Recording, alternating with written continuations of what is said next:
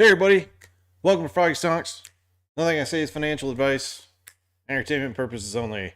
Thank you for attending the show. I'm going to be starting the Twitter space call here shortly with U.S. Senate candidate Matt Dubiel, I believe is how you pronounce it. He is a Republican running for U.S. Senate out of the state of Illinois. Very, very blue collar guy, down to earth. Said he'd come to the call and listen to what we had to say and talk about the issues with current market conditions and sit it down on Ken Griffin. So really appreciate that he is going to do this. He'll be here in a few minutes. You can go to his page, Matt Dubiel for U.S. Senate. The reason I'm doing this, I don't care left or right, doesn't matter.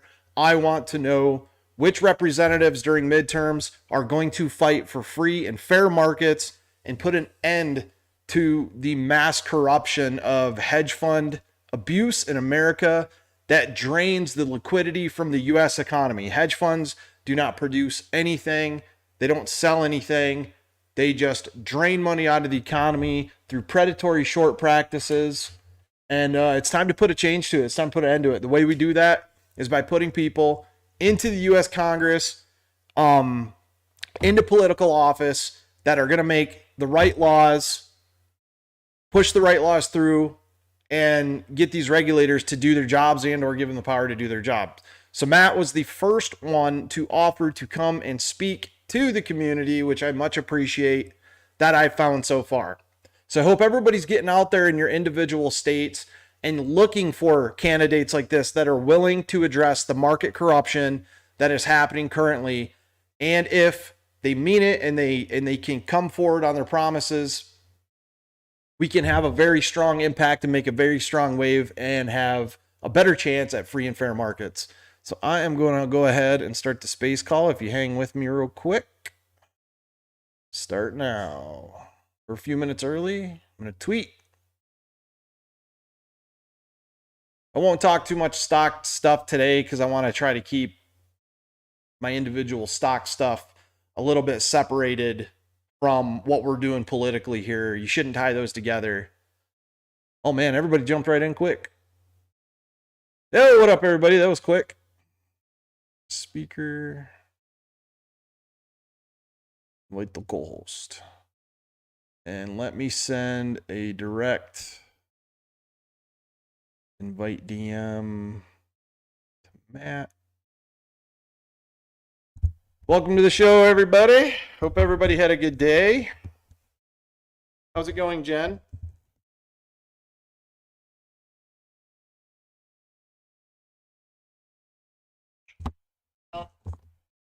If, if you're speaking, Jen, I cannot hear you.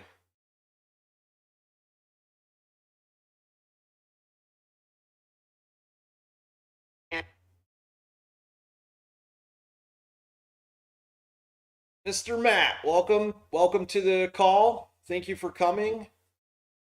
How's your day going? Hey, thanks for having me. Absolutely. Hi, everybody. I think it would be good to start on the pronunciation of your last name. All right, sounds good. My name is Matt Dubiel, and I am in suburban Chicago. I'm actually in the car right now picking up my daughter, running for United States Senate. I'm a father of four, 45. My son is maybe not 100% an ape, but he was telling me and involved in the GameStop stuff a couple of years ago or a year ago. Gosh, the last couple of years kind of all blend together. So however long ago that was. And I'm fascinated by what you guys are talking about and girls. And I'm interested in learning more about, so Ken Griffin, who's behind Citadel, and I know, there's more to learn here, but he is backing a guy that's running for governor here, and he's putting a lot of money behind him, and he's putting a lot of money into fighting another billionaire in our state, which is currently the governor. And so I answered Spence's tweets about concerns, and I'm here to learn and listen. Perfect. Thank you, Matt. I'm very glad you're here. We've been trying to organize the community into understanding how important it is for our political representatives to actually represent retail, which is the people, in this event that's happening currently, where the biggest problem that I see is Ken Griffin running Citadel securities advisors, and another group they have is almost a complete monopoly on the current U.S. stock market, where they are the market maker, the hedge fund. They can create shares, they process trades, they do everything. Meanwhile, while they're getting paid through a thing called payment for order flow, what they do is they pay brokers for retail trades that they process in their own exchange. And in doing that, it allows them to know and understand where all the money's going, how fast, and why, which allows them to front run any trades that they want. They've also already been in Congress um, under subpoena, I believe, to answer questions about what happened on January 28th, where Robinhood Trading, the broker, actually took away the buy button as AMC and GME were starting to, in quote, squeeze, where we hit $21 on AMC stock, and immediately they came out and said, we're taking the buy button away. And most of the other brokers on the market decided that they were going to restrict the trading of AMC and GameStop along with other meme stocks due to massive margin calls that had taken place because broker or market makers and hedge funds like Citadel were so over leveraged that they couldn't handle it. So the fact that you came out and actually spoke up against it, and also knowing that you have a clear grasp of the Chicago politics that are going on right now with Ken Griffin is such a godsend to us. So really, really appreciate you coming. Yeah, Matt, love. thank you so much. Ahead, Go ahead. Oh, I'm Jen, by the way. I just wanted to thank you so much for being here today. Spence, and I'm sure everybody in this room, appreciate you taking time out of your day to discuss about your position in this year's midterm election and what change you would bring for a more fair and transparent market. Thank you. I think it's great. So Spence, and thank you all for putting this together and organizing and sort of promoting this. Spence, the way that you just sort of articulated it, I appreciate, because understanding that what you mean by retailers, understanding that that's the people, helps me get and grasp what the issue is. And I also want to, and I want to shut up and listen here, but I want to tell everyone, I'm not a politician. I mean, I know that I'm running for office, but I'm not in politics. I'm not in the political class.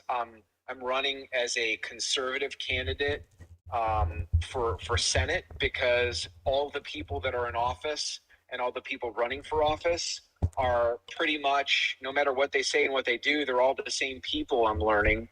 And my kids and my family and my business and my friends and the people I'm around are realizing that the people, and in your case, right, retailers, but in everyday life, it's just people are being, we're being screwed over, and we're being misled, and we're not being represented. And the whole job of these reps is supposed to represent the people, and it's happening. This nonsense is happening across the board. So understanding that retailers are, and I kind of have a little bit of an understanding about what happened with Robinhood. So my boy Anthony, who's 20, about to be 20, was buying GameStop and some other stuff around that time. And I remember him telling me about what was going on, and I remember the buy stuff. And so as you're saying that, Spence, it reminds me also that Dave Portnoy from Barstool kind of got in the mix a little bit and was calling people out.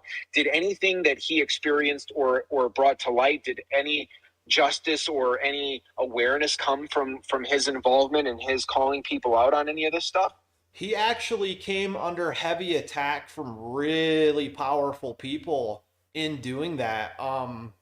He literally lost his money on January 28th, and for like 3 or 4 months, and I think not Ryan Cohen, but another very, very powerful Cohen on Wall Street, actually came after him when he started trying to fight what had happened.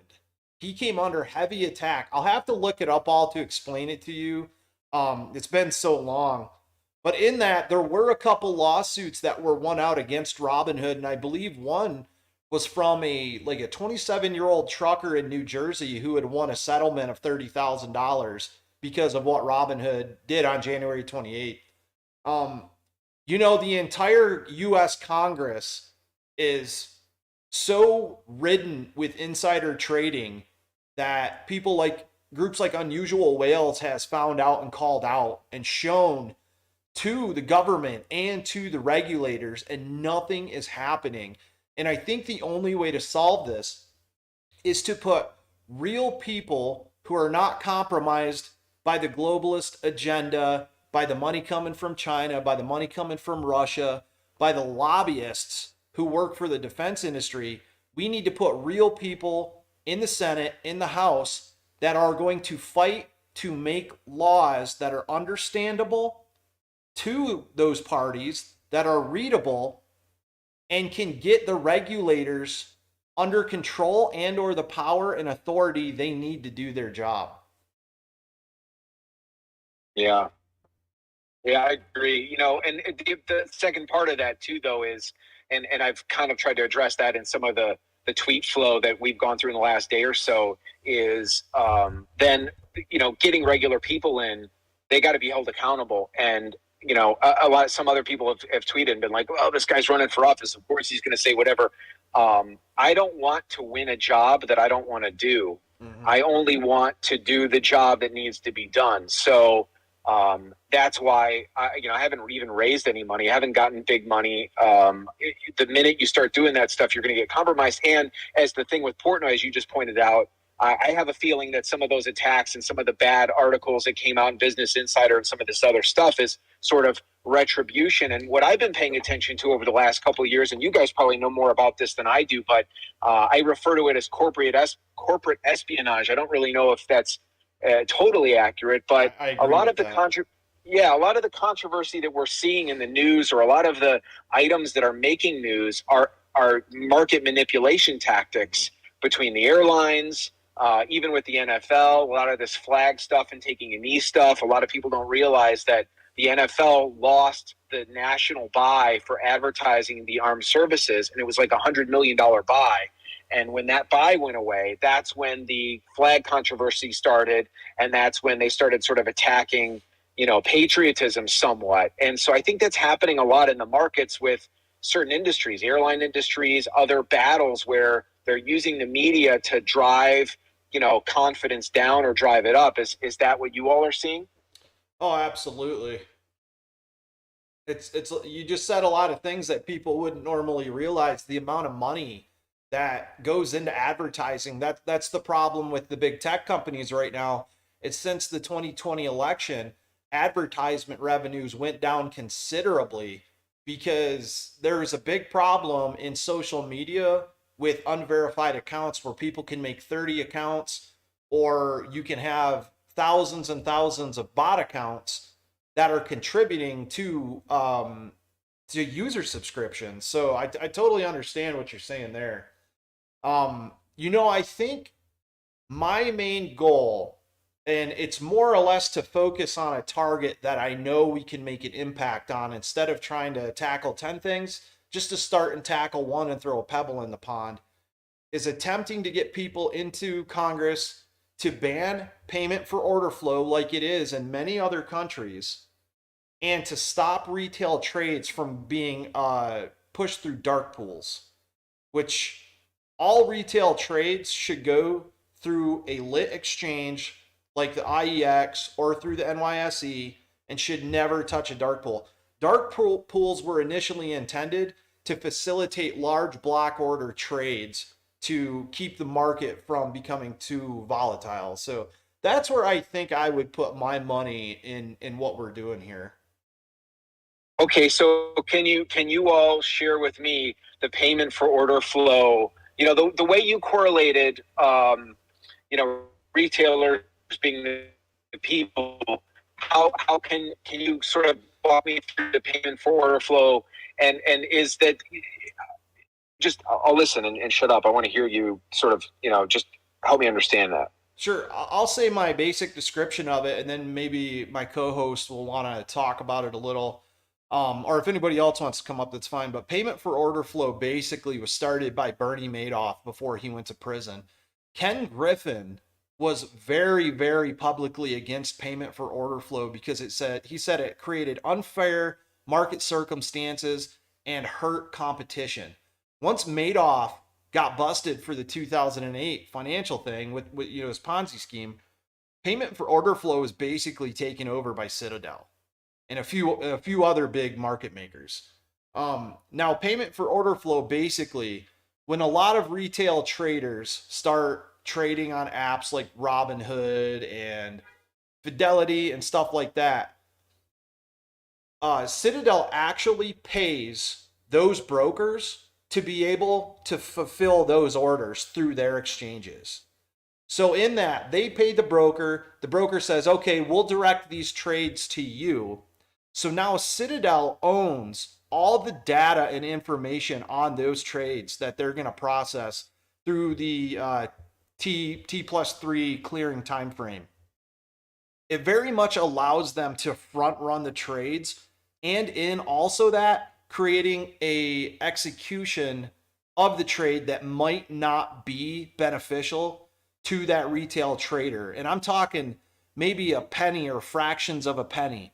But when you do millions and millions of trades a day, that all adds up to a really big revenue over the course of a year. I think I read from Bloomberg that in 2021, Citadel, Susquehanna, and Virtue paid over $3.6 billion in payment for order flow to brokers, of which Citadel was the largest of that. And in the total amount of money, the options flow was what they paid for the most. I guess in a nutshell, what it is Citadel pays for that order flow, which gives them a crystal ball to learn how to front run the market. And they actually make money off of creating a poor execution for the original trade. Exactly, Spence. So for the retail investor, the problem with the PFOF or payment for order flow is that the brokerage, right, might be routing the orders to a particular market maker for their own benefit, and not in, the retail investor's best interests.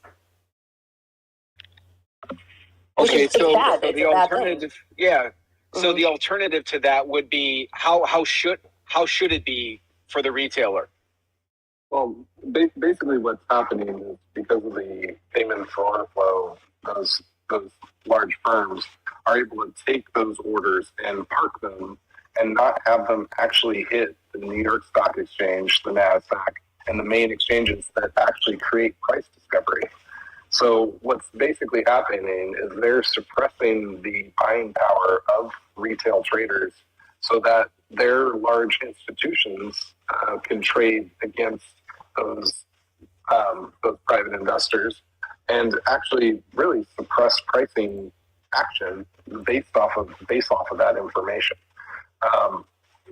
So they're able to take that.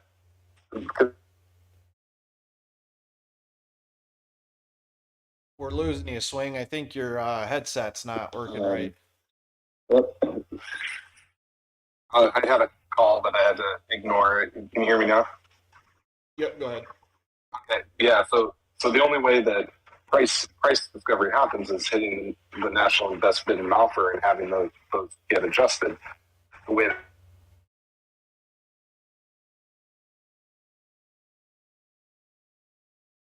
I bet you Swing's getting calls for political advertisements, campaigning.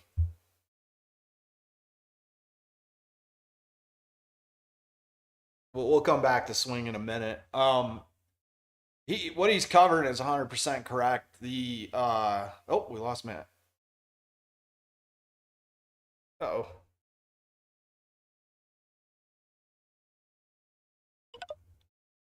Hope Twitter isn't booting people.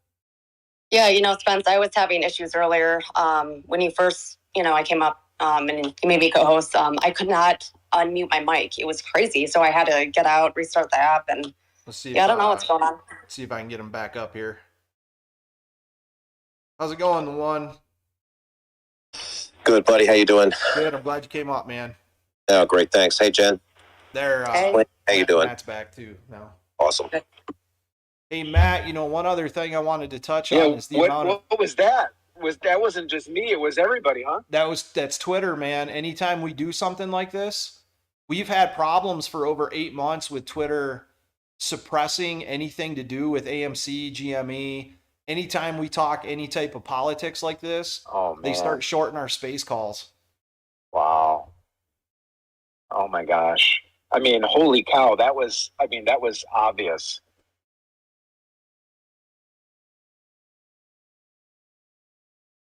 All right. Swing's dropping down, and I think he's going to try to come back up here.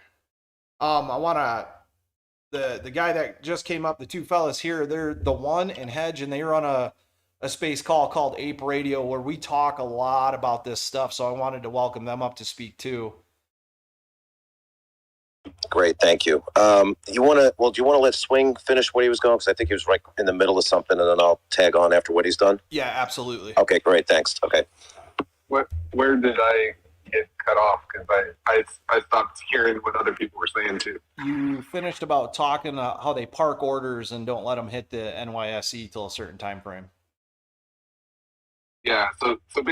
I mean, in a nutshell, it's just not creating price discovery, since about 80% of retail orders are not hitting those flip exchanges, and instead they're going to the what are called dark pools, which are essentially private exchanges that basically have to follow the national best bid and offer. But because those buy orders and sell orders aren't hitting the NYSE and the NASDAQ, unless the market makers decide they want them to, it isn't actually affecting true price mechanisms to affect what actually is going on in the market. So instead, these market makers are able to, if you look at even just the SPY today and the yo-yo that it was, it's like they had it go down, and then when they decided that the time was right, it went basically straight up in a straight line, and that's not really how markets should be made.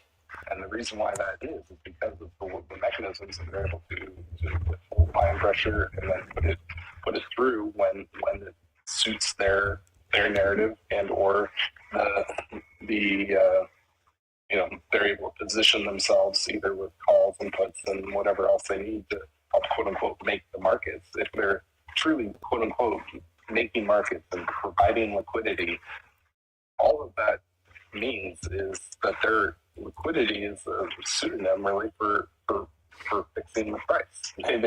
They're selling something that they don't have. Citadel's end of year statement, I think, said something to the effect of $64 billion of shares sold, but not yet bought. So $64 billion of U.S. companies, or international companies too, I guess, anybody on the NYSE and NASDAQ, shares that they had sold that they had not yet purchased. Those are shares in people's brokerage accounts today. Thanks for explaining that, Swing. It does sound like you're talking through a sock full of tinfoil, but I think everybody heard what you were saying there.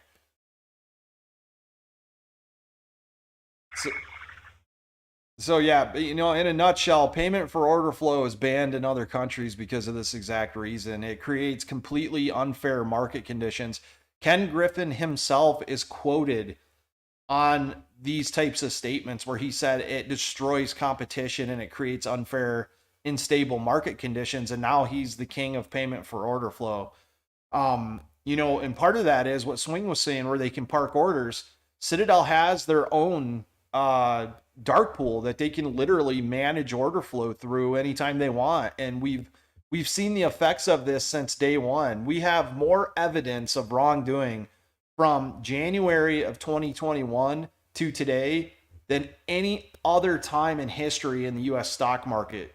These guys are so exposed, just like the Archegos blow up, which we saw Wang went to jail, or he was arrested today and let out on 5 million bail. They know what's going on.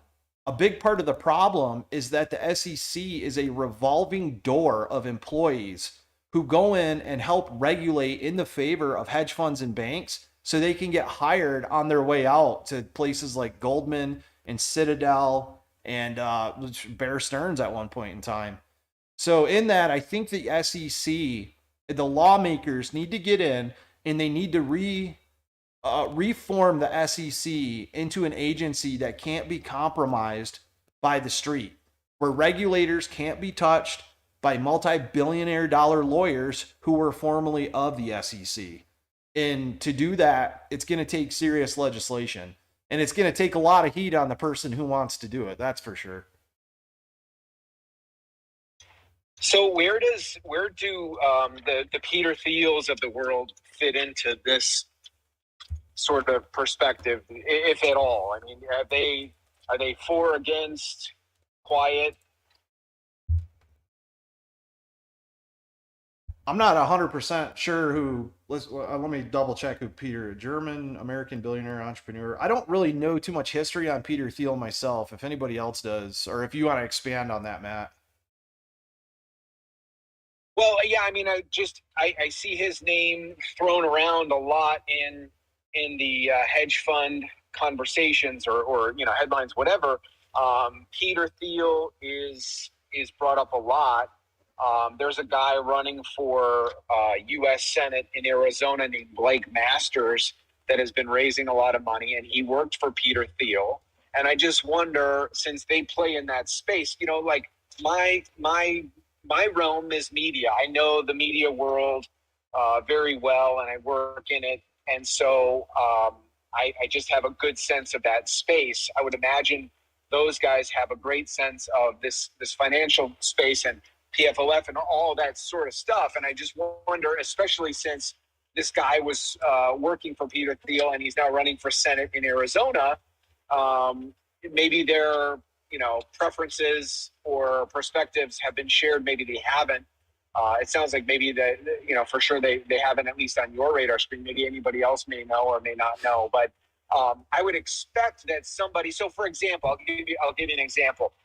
One of the things that I want to bring attention to is the Smith-Mundt Act. Okay, and the Smith-Mundt Act has been really manipulated over time to allow for our media to propagandize our own citizens. That used to be completely illegal.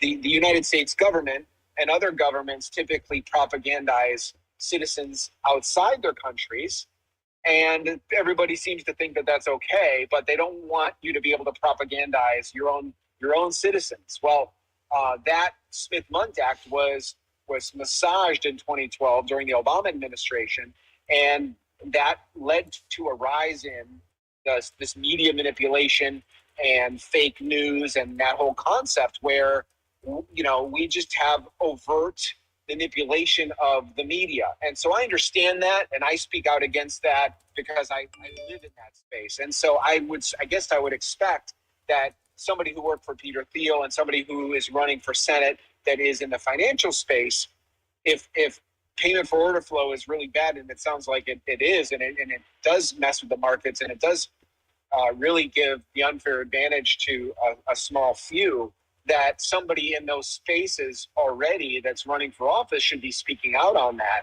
And I wonder why they're not. I think we kind of probably know why they're not. Yeah, like I said before, last year Ken Griffin had to sit before a committee and talk on this. Well, he was behind a computer screen, obviously, but they fully engaged him in payment for order flow.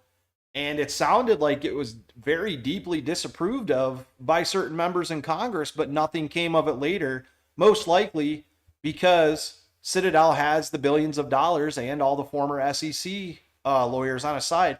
Not to mention that they literally just hired one of the former top secret service agents for the president after his retirement.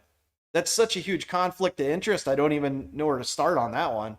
But real quick, I forgot to say earlier, if you guys, everybody in the call, please tweet out the call so we get maximum exposure. We all know that these calls are suppressed in the headline and the space calls tab. So please, if you could tweet it out, let people know we're here. I'd really appreciate it. Going forward too, before we bring more people up, we're going to try to, if you want to come up and make a statement, please do. Please try to keep it courteous and respectable. If you have questions for Matt or anybody up here, please ask. We're not going to try to get into a conversation too off topic of what we're talking about now. So if you come up, just please try to keep that in mind. To answer your question, Matt, I would venture to guess the Peter Thiel would be in favor of the status quo, and that it's what's here, and they're able to make money off of it. But I don't know 100%. It is quite odd that many countries, or Europe overall, is considering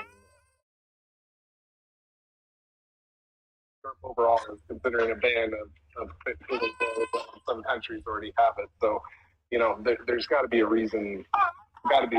For that, and it is that why should someone pay to be able to have knowledge that no one else in the market has knowledge for? That's basically what it comes down to. If you boil it down to it, those that are paying for that information have information that no other market participants have. If you think about it in that context, why should it be legal? If we all had a voice, like Swing's kid, we would be making bigger waves. How old is that kid?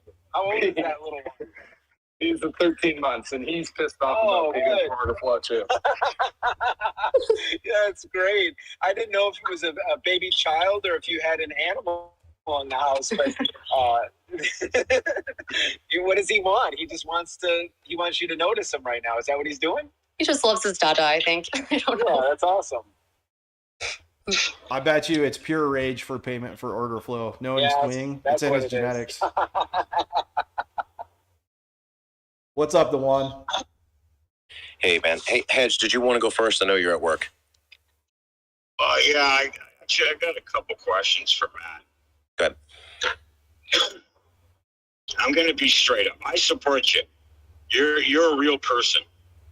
But let me ask you something. How much of the market do you actually know? With regard to the financial markets? Actually, to everything about the manipulation, the AMC and GME and quite a few other stocks that are clearly shown that they are being shorted to hell.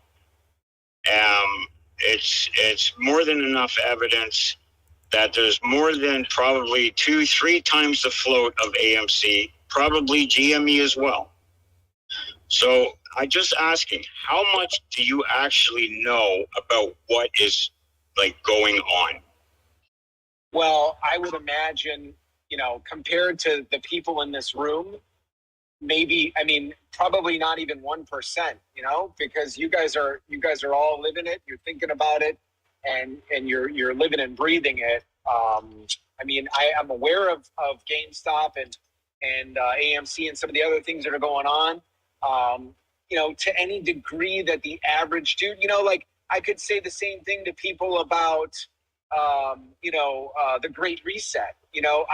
I'm traveling all over Illinois, and when I talk to everyday people, they're not asking me about ESG scores for corporations. They're not asking me about social credit scores for human beings. They're not talking to me about market manipulation and the Smith-Mundt Act. They're asking me about gas prices, and some of them are talking about Ukraine.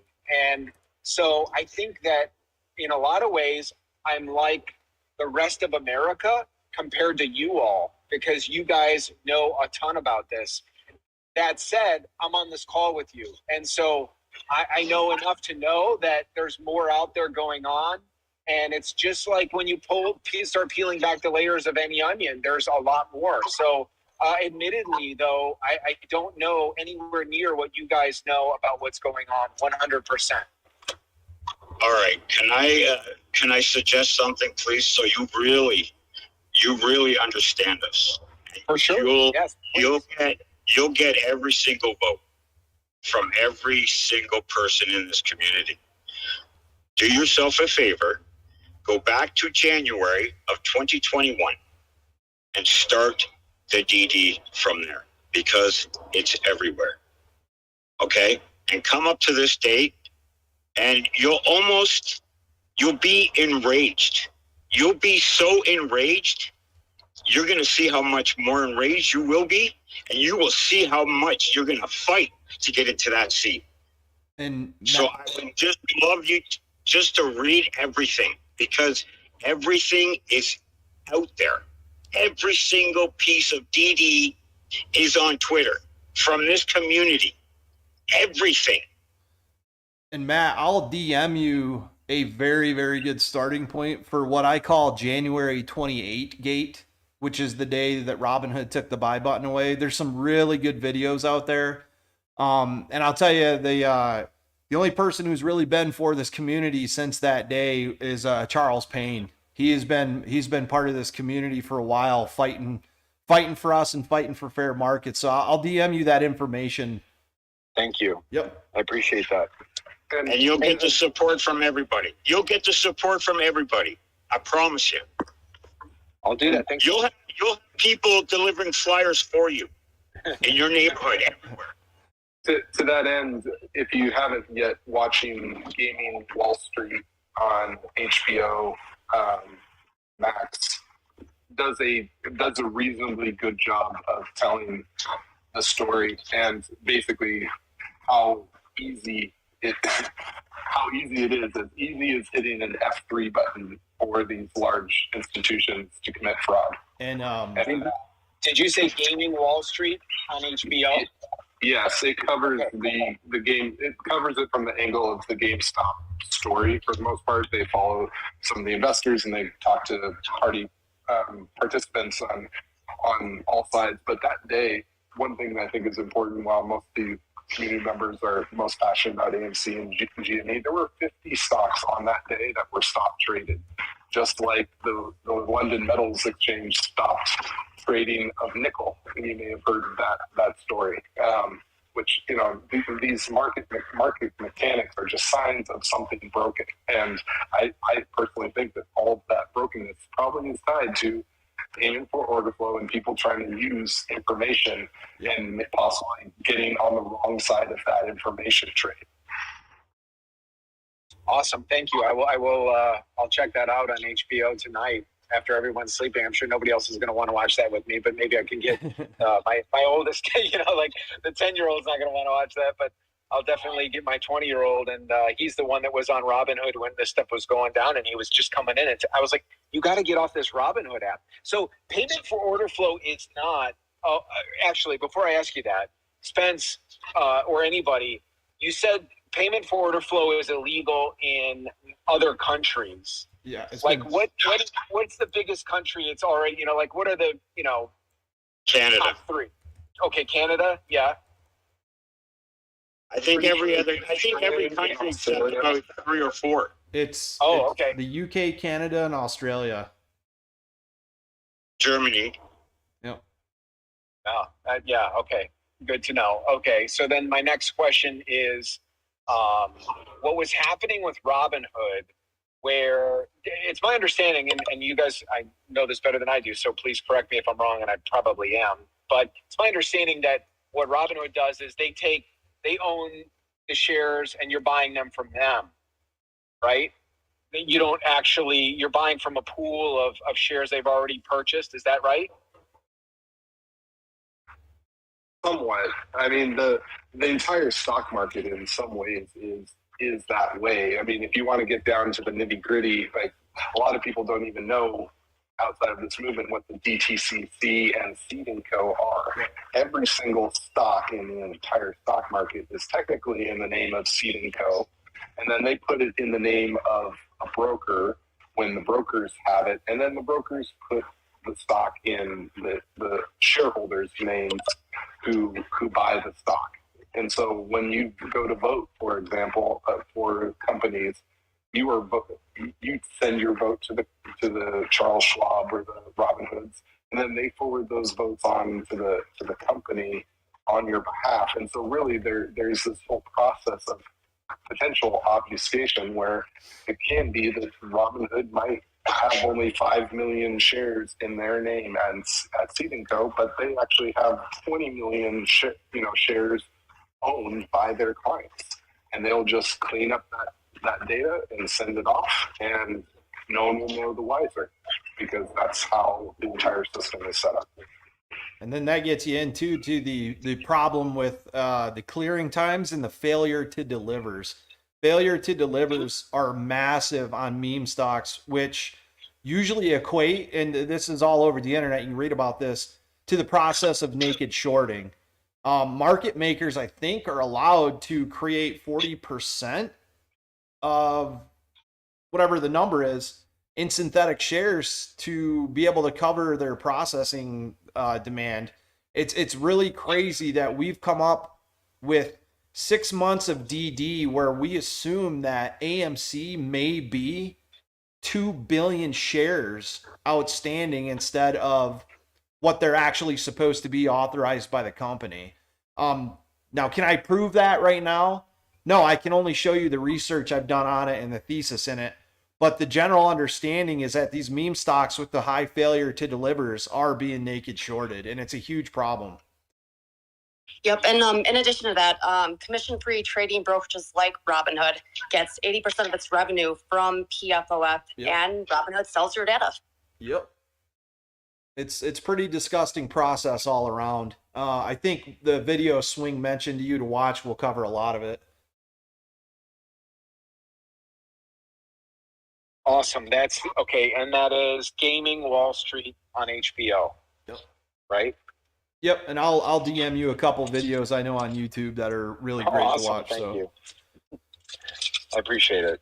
All right. Okay. So we know that while we're all passionate about this, there might be one or two other issues that you have to do research on, as far as running for U.S. Senate too. Yeah. Well, this is a big one, though. You know, I mean, it's to be able to watch a 1.5 hour show might help you a little bit. Yeah, absolutely. I mean, this is not unlike that Smith-Munt issue that I was telling you about. Yeah. So that amendment and that concept, think of how, much like what you're talking about, this impacts the markets, which impacts so many other things.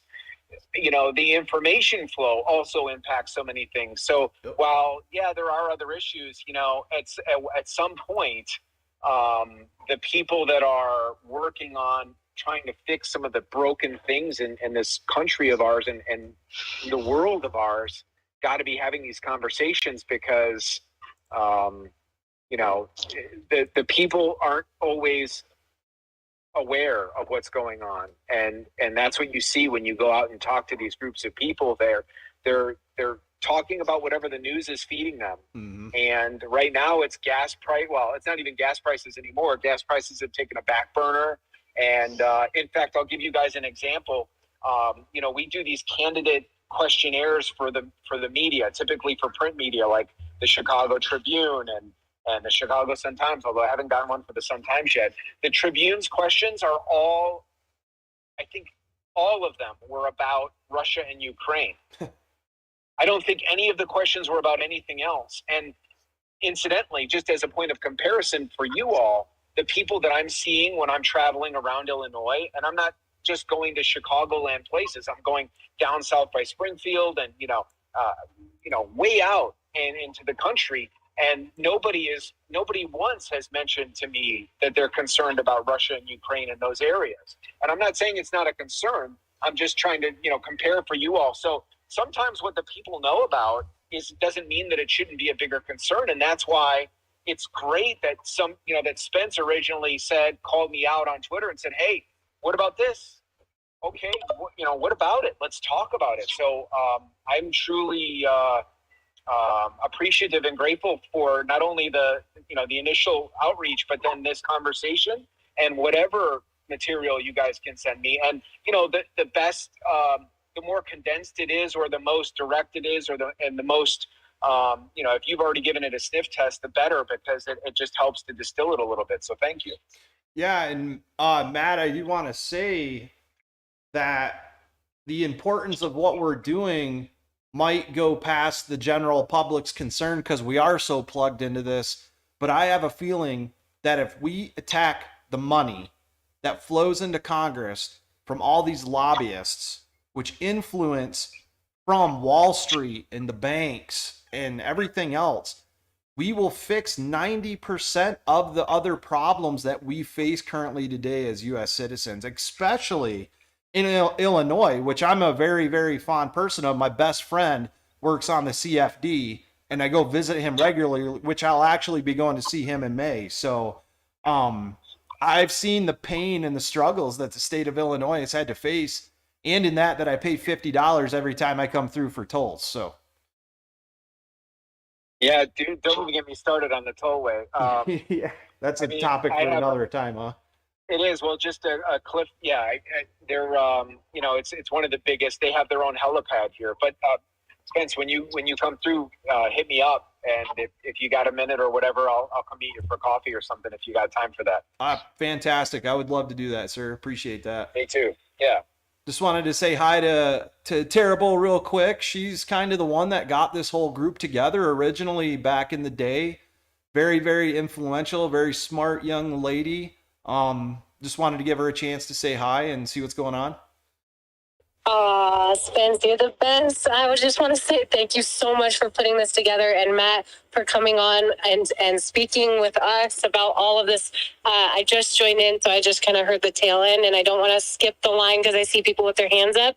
But thank you, Spence, for that introduction.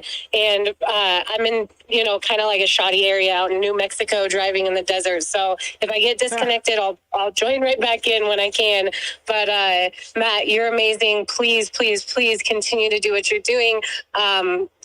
Just speaking out against some of this corruption and stuff that we've literally been told we're conspiracy theorists for the things that you are actively talking about. So it just feels so good to finally have someone in your position actually recognize it and validate all of us who have been basically shunned by the media, Congress, and everybody. So thank you so much. I just really appreciate it. And honestly, I hope maybe at some point we could get you a spot on Charles Payne, because he's one of basically the only person in mainstream media who has, reached out to all of us and stands with us. So again, thank you so much, Matt. Thank you, Spence. Thank you, Jen, and everybody for being in here. I tweeted out the call, so hopefully more people can see it. And if you guys haven't done so, make sure you do so that people can join up and listen and come talk. Thanks, Tara. Be careful driving through New Mexico. Thank you. Yeah. Thank you so much, Tara. It's really nice to meet with you and connect with you. And, I appreciate what you're saying. It's the job, and I'm not a representative yet, but it's the job of our representatives to represent the people that aren't represented. That's exactly and explicitly and expressly their jobs. And in my talks that I'm giving locally here, we've gone to some of these trucker convoys where we got our signatures for our petitions, and the truckers have been trying to represent the people in Washington, D.C., and I applaud them, and we're grateful for it, but it's emblematic of the fact that the representatives aren't representing us. And whether the representatives or the media or the general population or whoever believe what you're saying or what you see is whether they believe it or not, they're supposed to be representing it, because we're the people, you're the people, and the people should be represented.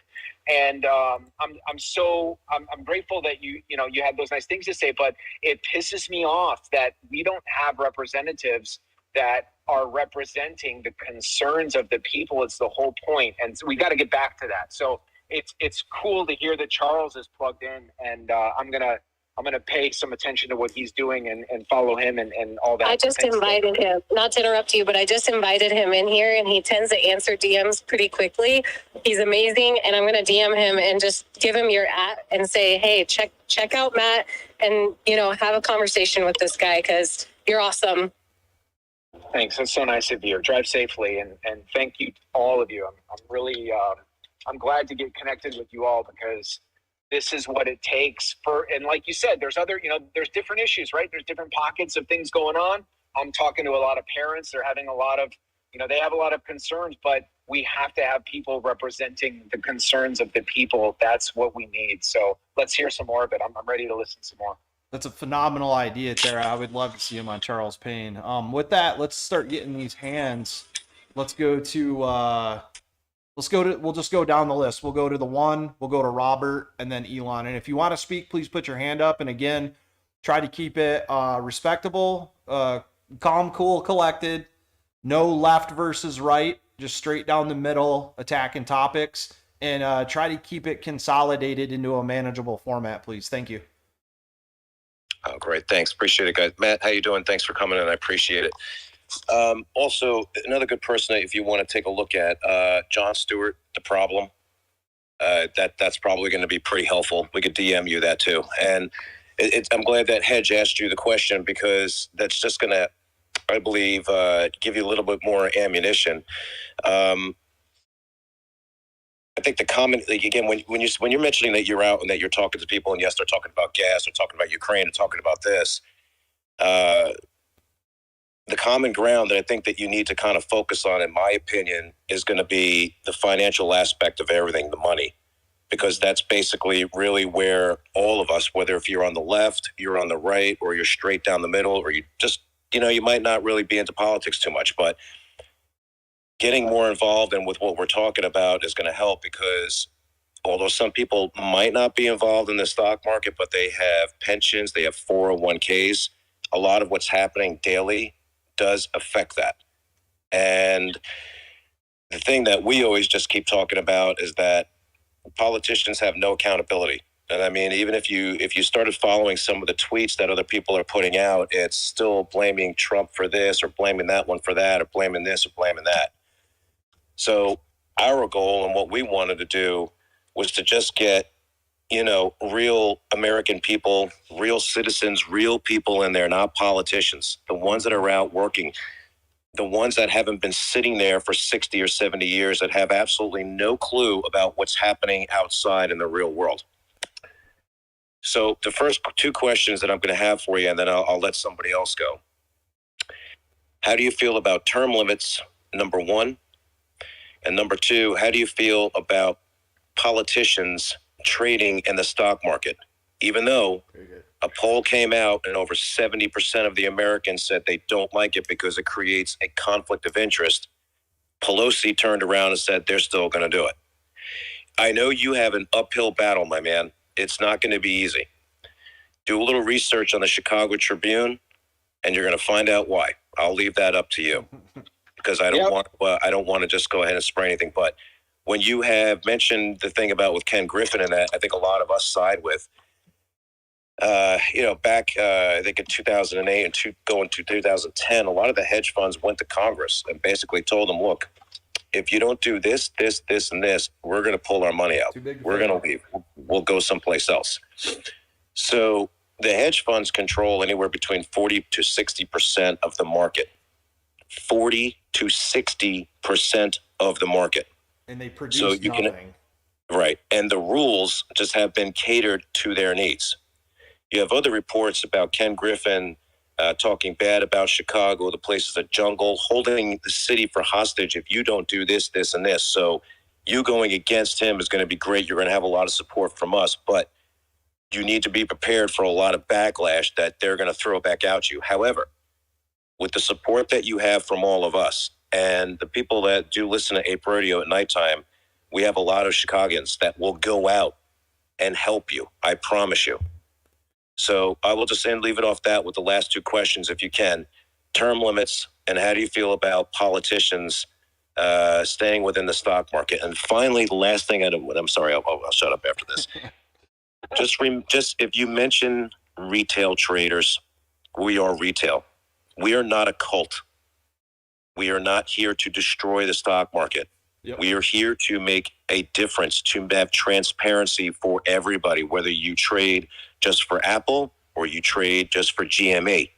We want a change. So if you are the man, you need to find out other freshmen that are running for the first time. Yep. We have a list that we're starting to gather that we are going to help to support, to get the ones that are in Washington right now that are doing nothing, get them out, gone.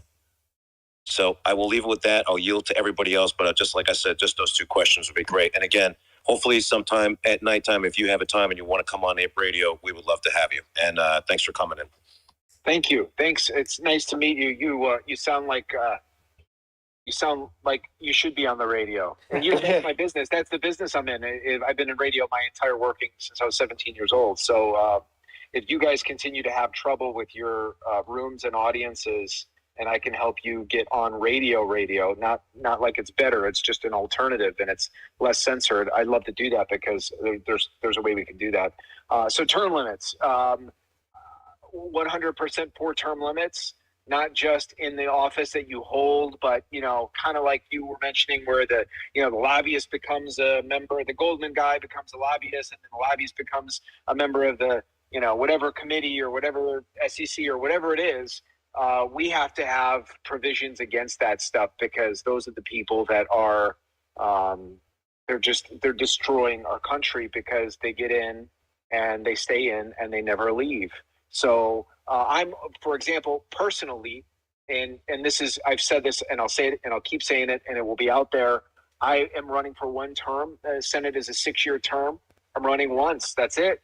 I want to make sure that we get somebody in. Then my next mission is to show people here in Illinois that it can be done because the next person that needs to go after Duckworth is Dick Durbin. So we get rid of the Duck. She's the weakest link. Then we get people believing it's possible.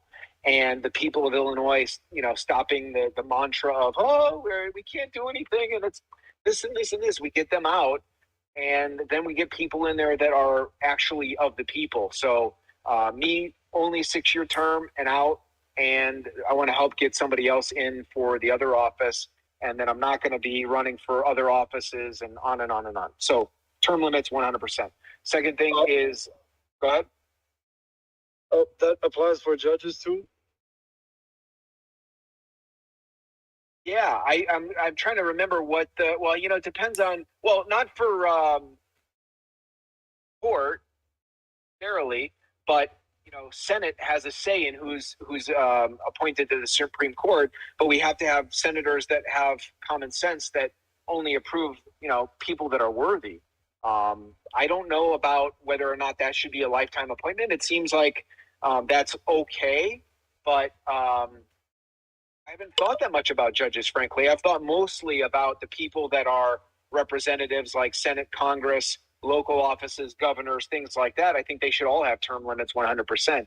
I think the only concern with it is, do we run out? And there's a lot of offices that people don't run for. And some of the most important offices are school board and some of these local offices, and they're not sexy and people don't, they're mostly headaches. So I think that we got to be careful that we don't go all the way and say term limits for everybody across the board like judges, because I don't know what the pool is like for judges.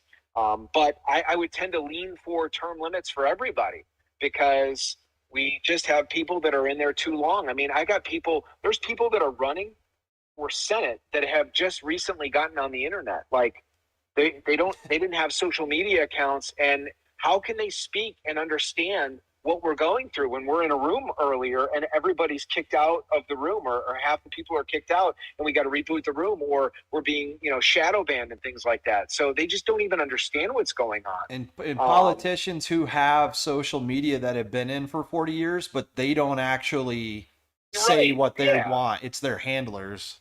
Yeah, they're right. It's the 22-year-old that's running it for them, and telling you that it's National Pie Day and a bunch of crap like that.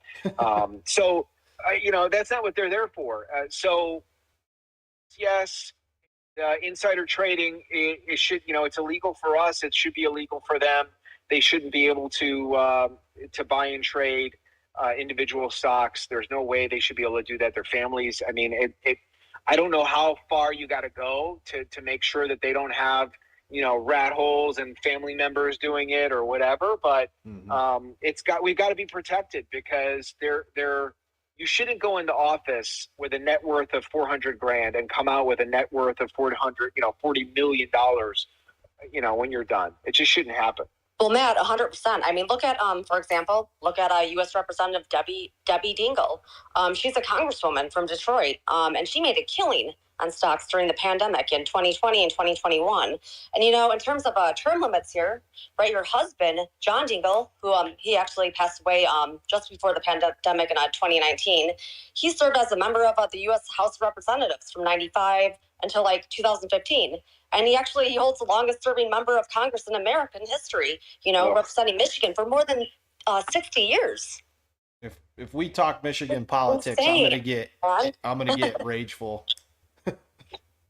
Yeah, I mean, there's just no room for that. That's a good point, Jen. Thanks for bringing that up.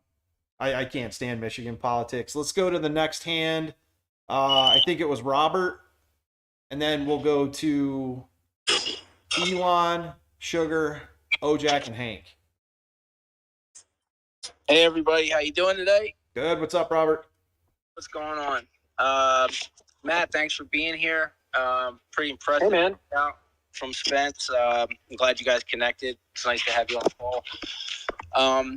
I'm sure you already know entering politics is exposure, which could equal expulsion if you're not on the right or left side of things, depending on who your players are. So on top of what the one said, basically, a common ground with just human beings in general is money. And that's everyone from college kids to soon-to-be retirees, the current human middle age, the investment market with Robinhood being... Did we lose him, or did I lose me? Oh, you can't hear him? Can you guys hear me now? Hold on, Robert. Matt, can you hear me? He was crystal over here. Okay. Matt, if you can hear me, I'm going to drop you down and bring you back up.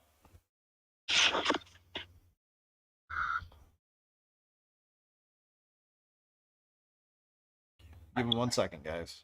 I'm not surprised that this room is being shorted the way it is. You're not. Without... Oh. You just, whatever you try to do just to try to get people together and they realize it's going against them, man, they just want to shut us down. But unbelievable. Well, we've said Citadel 5 times now. Hey, Tara. Yeah, you can't say the C word. That's for sure. I used to get rugged every time my spaces would immediately get dropped.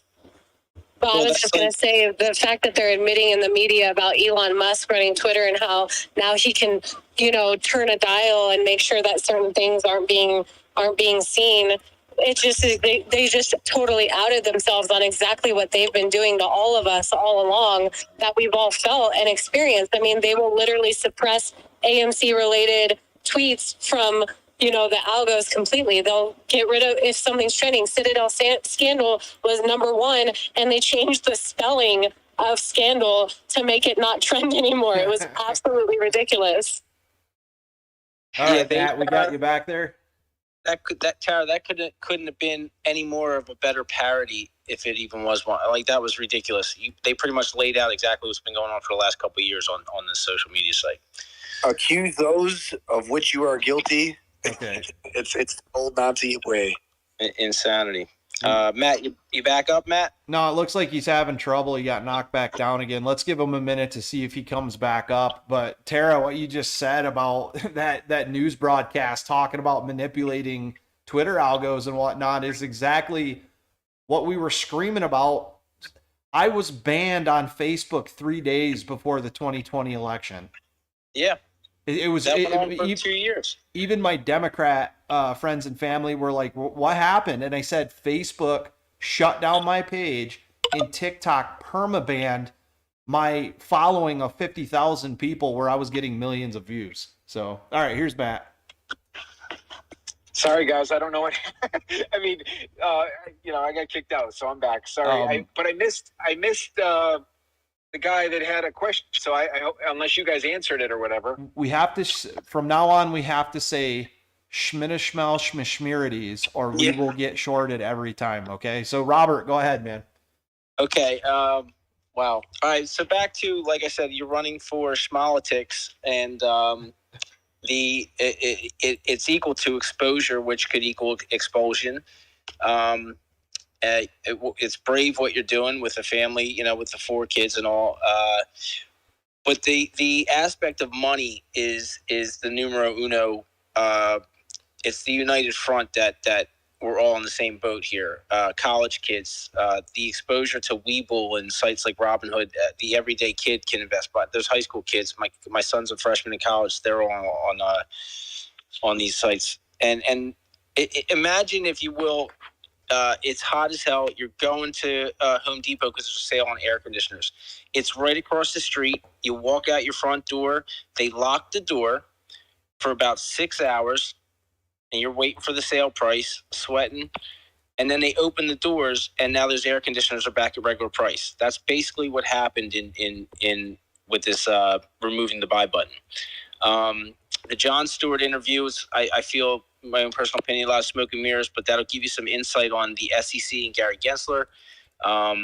The other HBO special will give you some insight, and maybe connect with some local college kids in finance to help you out understand more of this, how these plays are taking place, how the suppression is taking place, the dark pools. I mean, it's just a dirty game. And then watching some of the old interviews with like Ken Griffin about how bad pay for order flow is, and then basically taking control of it now. Building a team, even in your one term, exposing some of these normal things that are happening with people's money, that touches home for everybody. Surrounding yourself with someone in the financial game, linking up across the board. Like I've been in politics for a good 5-6 years, following every major player, and they get our support across the board, even from all these other states. So, don't ever think that it's just Illinois that you're going to be representing. You're representing people from all over the world, especially with this kind of education going into what we're talking about today. The insight is out there. These guys in these spaces put together some great DD. I've learned amazing things about the stock market, and basically come here for quote unquote not financial advice, but you'll gain a lot by, in your spare time, jumping in and out of these spaces, and sometimes not even talking, just sit back and listening. But just understand that you being here is a huge thing, and like I said, you'll be supported. Not even only in this country, but people in other countries will know you, will know your name, and just link up with people across the board that are freshman candidates for office, and talk amongst the locals, even in your area. I guarantee you they know what's going on.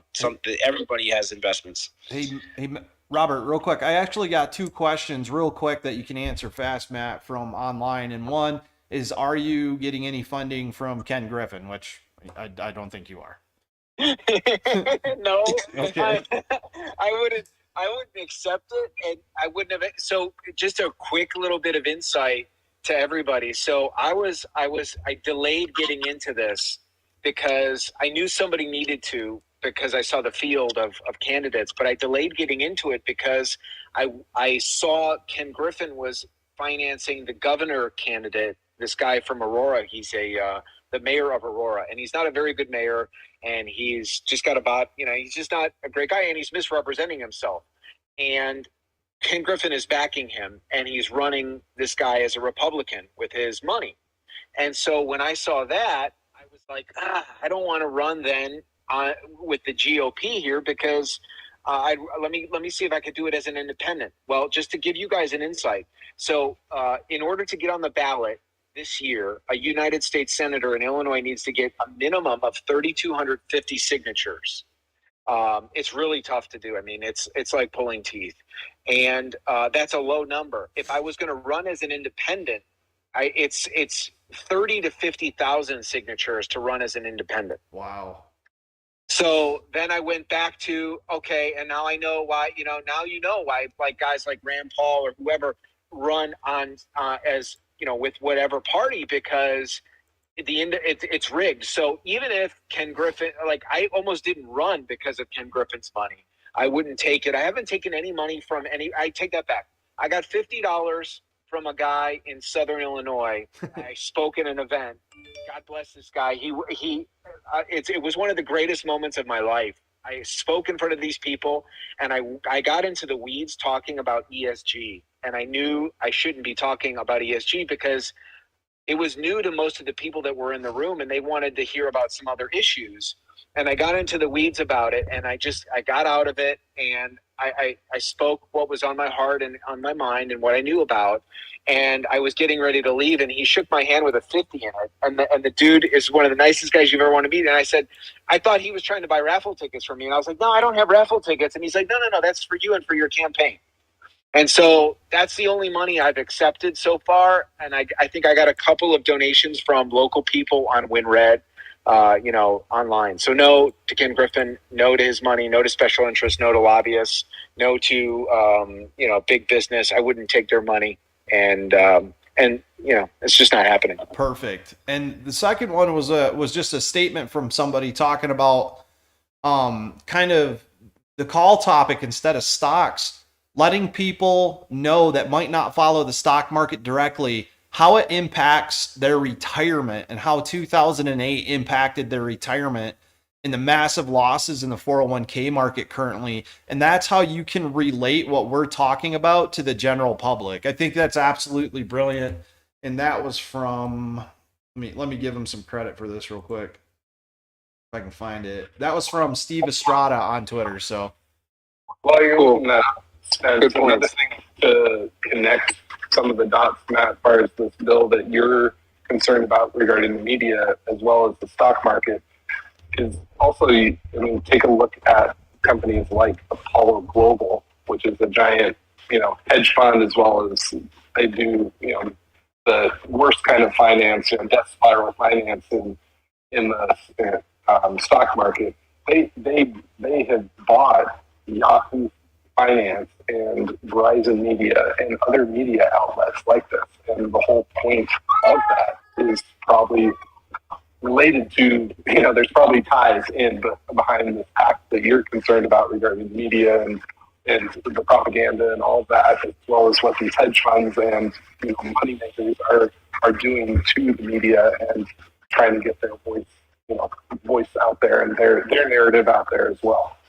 Yep, I agree.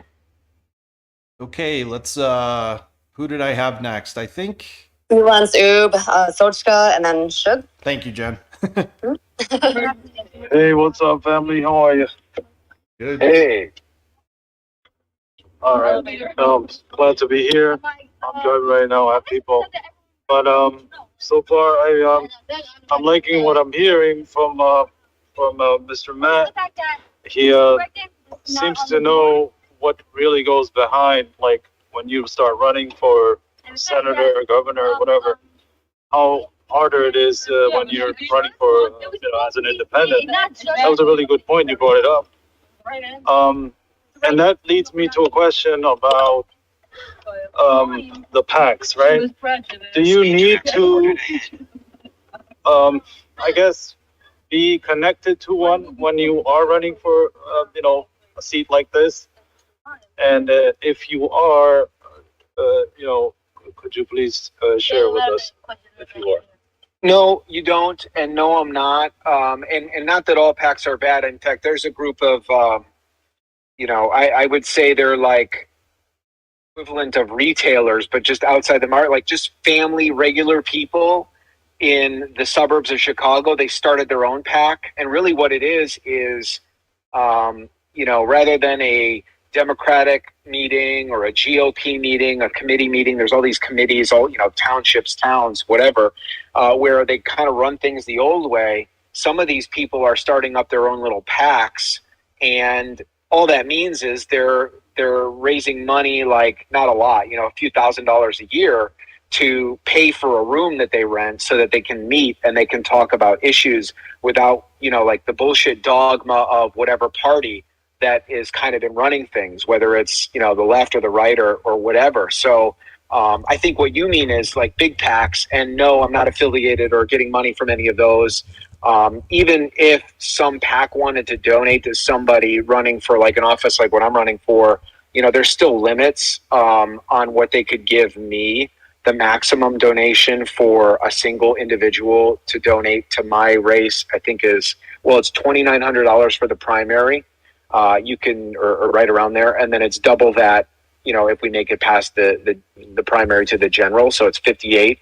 So an individual can max out at 58, and then obviously I haven't even gone down that road. I know a lot of candidates for other offices, Congress and stuff, they're spending 99% of their time on the phone calling whales that have money to get them to invest in, or not invest, but to donate to their campaign. And the reason why they do that is to get the word out, and it makes sense because you have to buy media and do some of these things, but I'm just not doing that. And so I'm talking to regular people about regular people stuff, and I'm not going to change, and I can't change what's right to try. It just doesn't seem congruent to me. So it doesn't mean I wouldn't accept money from like an individual. I absolutely would, but I wouldn't be accepting money from an organization that has a quid pro quo or cui bono, whatever kind of a deal. And on that, sorry, Elon, that's a good question. Matt, it looks like you can donate through your Matt Dubiel for U.S. Senate webpage, correct? Yeah, there's a WinRed hooked up to that. So, it's basically like Kickstarter for politicians where they process it, and, anybody can donate through that. I don't typically promote it much, but it won't hurt. It's welcome, and it's from human beings. And so, if somebody wants to support me, they can do that. Even if it's just like, there's a guy I went to high school and he threw, $20 in there. And he's been making his own merch. So he made a hat with our stuff on it and a shirt and some signs, because we were ordering that stuff, but we just didn't have it yet. So, he threw in some money, and that was cool. I'm doing everything I can the same way I run my house and the same way I run my business, which is I spend my money, or any money that I have, like it's mine, or like it's yours. I try to be, not necessarily frugal, but responsible with it. And that's what I would expect people. And that's how I want our representatives to treat it. Like, they shouldn't be printing and spending our money and going crazy. It's part of why we have massive inflation problems. And it's just not my style. So yeah, mattdubiel.com is, there's a link to the WinRed, or you could just probably go to WinRed and put in my name. Well, I'll say, Thanks, Matt, I've liked what you've covered so far. You seem like a real down-to-earth guy. Your friend making the merch just to get the message out is extremely grassroots, and that's what we need in politicians. So I just kicked you $50 on your donation page, man. Oh, man, thank you. I appreciate that, Spence. Thanks so much. So you know what that means? Coffee's on me when you come in to see your buddy. Okay, that sounds good. Oh, sorry. Who was Elon? If you had something to finish up with, we'll get to the next hand, man. This issue is really, I don't know, close to my heart. Is cannabis. What's your take on cannabis, and would you support getting it off schedule now? I'm high right now. No, I'm just kidding. So cannabis is legal in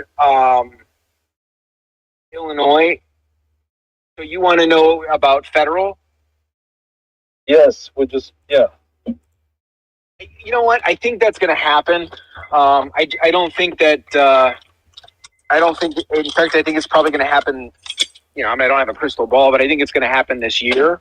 I don't have a problem with marijuana. I definitely don't have a problem with medical marijuana use. I don't have an issue with what people want to do privately or whatever. I think that it's going to happen as a national issue because of banking and because of the money. A lot of these businesses have trouble moving the money. If it came up and I was in the Senate and I was going to vote on it nationally for recreational, I don't think that I would vote for it. And part of the reason why is I think it's going to pass even if I don't. And I don't know that. So I was just in Las Vegas to visit family for the holiday, and everywhere we went, you could smell weed wherever we went. And I've talked to some It's people just here. smell, Matt. What's that? It's just smell. Well, it's not just. I mean, it's not just smell. It's run rampant in Vegas, and I think it'll wear off a little bit. But it's happening here in Chicago too. And what happens is again, it's legal in Illinois, and it's decriminalized. So you wouldn't legalize it, knowing how it's basically incarcerated so many citizens in Chicago alone?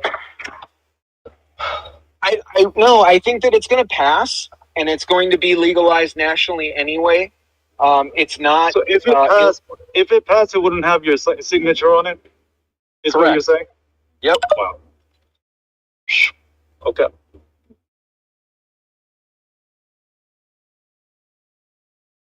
Okay, well, that's his answer. You may agree with it or you may not agree with it. I understand Matt's talking points on it, and I understand my own personal belief of it, but he was honest in his answer. So that's what we need in office is honesty, whether we get every single talking point we want or not. But the most important thing, which is the topic of the call, is fixing the financial industry. That's the most important topic of this call. So. All right, so we have Zochka, Shug, and then Hank. I want to say real quick, though, before I move along here, I just want to say that we do have some requests from people wanting to ask Matt a question. So if you're done speaking, if you could just kindly step down, that would be great. We can always bring you back up later. And I want to make this a talking point, too. Again, marijuana is probably going to be federally legal anyways. But if your key problems right now are more worried about legalizing marijuana than fixing the financial markets, then this probably isn't the call that we want you on or that you want to be in currently. I have no problem with marijuana. I've actually got my card, medical marijuana card, all that. But we're focusing on stock market corruption and big money corruption in Congress. So. Yeah, and was that Elon that we were talking to a minute ago? Elon Oob, yeah. Yeah, Elon, I'm a cancer survivor. I don't have a medical marijuana card because there's some concerns I carry. So there's other things that I think need to be done as it relates to marijuana medically and recreationally. And I have no problem with it personally either. Well, here's a question for you, Matt. Would you agree that marijuana charges are too severe for individuals? 100%. Yeah, absolutely. Incarceration of people who have marijuana on them before it was legal, it seems very, very severe to me. Yeah, I mean, I think one of the things that people don't realize about the mass population, not the people that are in this room, just the 340 plus million people in America, when they read or they hear on the news that, for example, like Joe Biden is going to ban ghost guns, they think that means, a lot of people think that means that ghost guns were just banned. So what happens when they hear that marijuana is legal versus reducing penalties and taking away some of the sting of it are two very different things. And I think that a lot of test markets are going through that, and they're having a tough time with stuff. And Vegas is one of them. Chicago's one of them. And it's legal here. And who's making money off of it is the billionaire class and the people that got in on it. And at the end of the day, the end users are getting ripped off again. And that's a good bring up, because there was some insider trading in Congress on marijuana stocks just announced by Unusual Whales last week. So, along those lines, Matt. We can't hear you, Swing. Hey, bud, can you let me talk? All right. One thing that I encourage you to maybe take a look at, even if it's not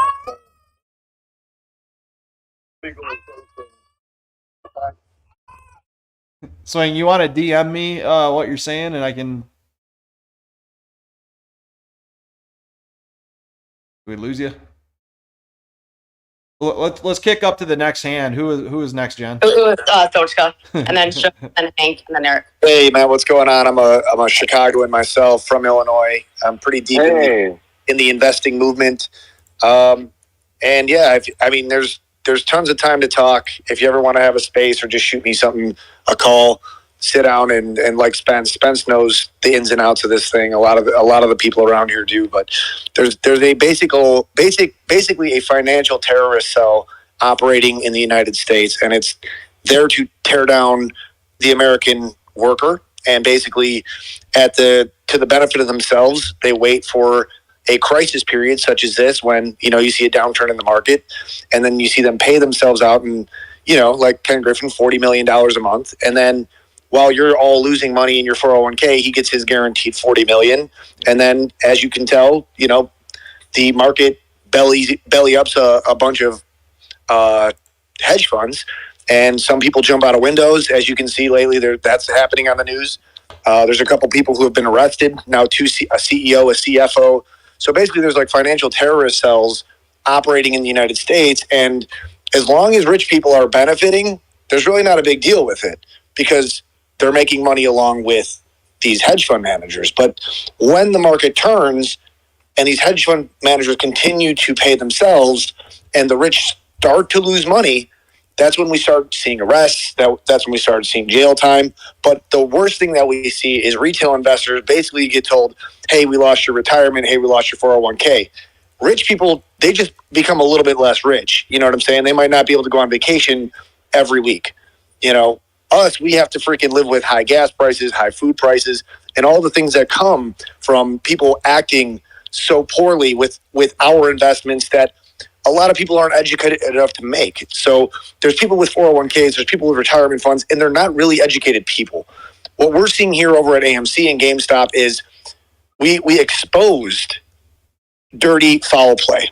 And we're not getting a response from our congressman. We're not getting a response from the Department of Justice, the FBI, and we're definitely not getting a response from the SEC. They know that we know that they know that we know. And right now we're at we're in some kind of crazy Mexican standoff where we're pointing at the SEC's pointing at us, and hedge funds are pointing at us, and they're pointing at the SEC. It's just this crazy situation that nobody can really, put their finger on who's to blame. They want to blame us for buying and holding a stock that they thought was going out of business. And their response to us buying and holding a stock was, well, instead of letting this go to where it was supposed to go, not only are we going to turn off the buy button, but we're going to start navigating the buying and selling of the stock into a place that doesn't record the impact of such an event. So that's an actual pretty deep part of this. And that's where the financial terrorism comes in. It's when something isn't recorded to impact something, making it seem like something is not happening, even though it is. Right now, our buying of a specific stock is not sending that stock up, and it's not making for fair price discovery in the stock market. It's a very complex thing to understand, and it's a very basic thing to understand once you understand it. But with that being said, there's lots of money that can be lost in time. And if someone has a situation in the middle or lower class where someone has an injury, there's a death in the family, they have funeral costs, someone gets sick, they need access to that money. Well, hedge funds know this. They know what we live. We live a lot paycheck to paycheck. Some of us have $2,000 in our accounts. Some of us have just enough to get a spare tire and an oil change. So at that moment, with so much invested in this, they know that they believe they can wait us out, and that enough bad stuff will happen to us where we'll get out of the play, they'll make their money, and then they can come in and buy all the cheap shares, and then they can run up with the gains. Again, it's a manipulation tactic. It's deliberate, financial treason, because, again, you are here to represent us and to take care of us, from the SEC.gov to the FBI to the Department of Justice. For you to let this happen is basically like saying, well, I don't really work for you. I work for who pays me to get elected. I work for whoever pays to get my favors. And that is not representation. That's just, again, it's a financial terrorist cell operating in the United States. So it's important for people to understand and for that message to be heard, like, hey, you didn't lose your money, it was stolen. Mm-hmm. When you get to the microphone and you can deliver something, say, hey, we know that your money was not lost in the market. Someone took it and ran with it, and now that there's a downturn, they didn't want to give you your cut before this thing collapsed. Because when it collapses, you get zero. You know what I'm saying? And you're never allowed to pull when things are good, and you're not even allowed to pull really when things are bad. You're only allowed to pull when you're 65, and you're retired. And who knows what the market's going to be like when that happens.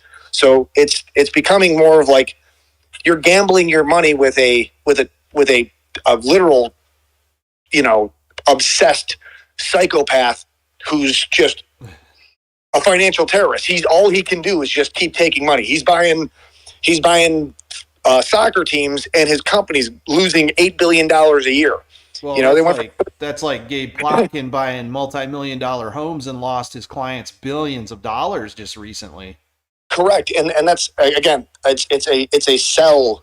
They already have a Department of Justice. They're talking about using RICO laws, but the exposure from a senator who's running, who understands it, who could say, listen, not only are they doing something about it, but we don't just want to have them do their job and let this go. We need to come in and regulate this, put this under a microscope, and really develop a way to protect retail investors. Because in 2008, this was tragic. In 2022, going into 23, this could be, this could shatter the actual United States financial system with how bad things really are. It is, if you're just looking at this now, you're scratching the surface of something that is so deep. It's been festering for years, and it's so bad. I would recommend looking at the DOJ investigation that's going on currently. That's a good starting point for all this, what Ojak's talking about. Absolutely. Anyways, shoot me a DM if you want. Shoot me a text. I don't want them to take everyone's time because you got a lot of people who want to ask you questions. But I'm in Chicago if you ever want to talk. I got family. I got friends. I got a big family in Chicago. So, most of us are leaning your way. And thank you for your time. Thank you. Yeah. So is it Soshka? My last name is Soika. The J is like a Y. I'm a Polak. So, me too. I mean, like a little bit. Dubiel's Polish. We're mostly Italian, but I was just at this big Polish event last night. It was pretty awesome. In Bridgeview. You got family in Bridgeview? Oh, dude, no. I went to jail in Bridgeview. Yeah. That's where the court. Hopefully they treated you all right, man. No, it was. You know what? I'll be fine. I'm all right. Good deal. When I was a kid. I just sent you a DM. Shoot me a text. We'll talk. All right. Sounds good. I appreciate it. Yep. Thanks for coming up, man. This is exactly what this room is for. I know we're not all from the state of Illinois, but when we first started talking about this, I said Illinois should be the main focus of the ape community because it is the high tower where Ken Griffin operates his monopoly. So that was wonderful. I'm glad Matt and you got together, man. Okay. We have Shug next, and then Hank, Eric, SU Ray, and PJ. Hi guys, Spence. Thank you, Jen. Thank you for doing this and making this happen. Matt, can't thank you enough for coming and spending time and taking questions and doing this, man. It means a lot to a lot of people. Politics is one subject that's very close to my heart, and I'm very passionate. I came to United States 15 years ago.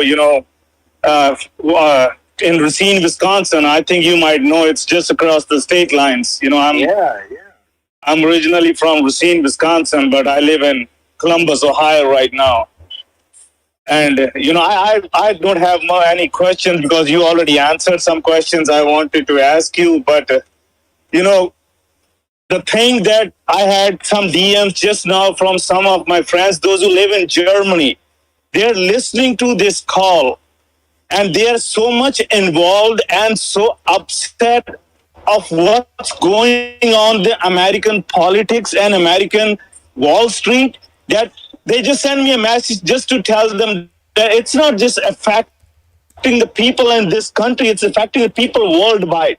All this corruption, manipulation, and nobody wants to stand up for the retail. That's because a lot of people don't even know what's going on outside this community. A lot of people are not aware. People are more worried about, yes, there has to be worry about gas prices and other stuff. But why are people not worried that 1% of this country controls the entire country? They control the entire politics of this country.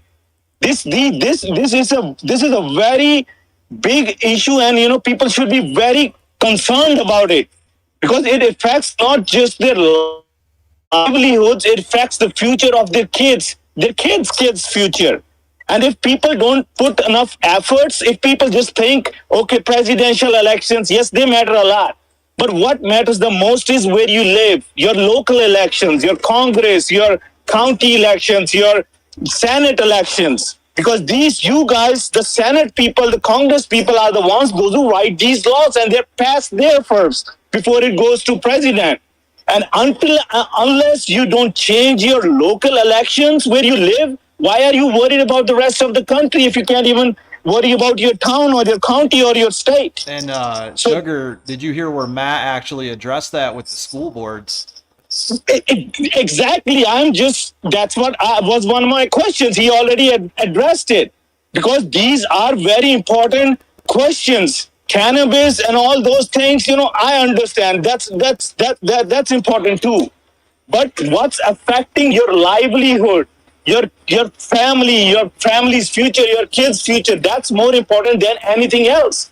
And these politicians just want you to focus on just certain issues, not the important ones. Because if people start asking questions and start raising their voice, everyone, how much you people, it just amazes me how much capable people in this country are. But when it comes to politics, it's just red and blue, black and white, yellow and green. Put your country above everything else. Put your kids' future, your families above everything. It doesn't matter if somebody's from red or blue or whatever, Republican or Democrat. If they are for you, that's what you need. If they are for your family, that's what you need. Let's let Matt say something. Hey, Spence, I'm sorry to interrupt you. Could you call on Eric, because he had a question that I forgot to ask Eric Stanley right there, if you don't mind. Oh yeah. I was going to ask. He wanted me to ask something, and I kind of couldn't get to it before. Just if you can call on him next or whatever. Yeah. Hey, Sugar Kush, man, that was awesome. I mean, you were like, I want a mic drop after that. That was phenomenal. And I followed you back, and I agree with you 100%. Thank you for stepping in and saying that. Thank you, Matt. And I'm from Columbus, but I want to drive up there, even if it's on the weekends, 2 days. Tell me what I need to do.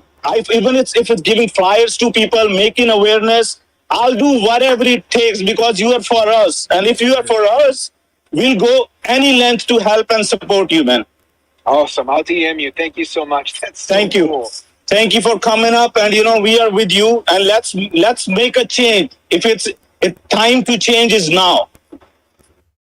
I agree. Thanks, Sugar Man. Love it.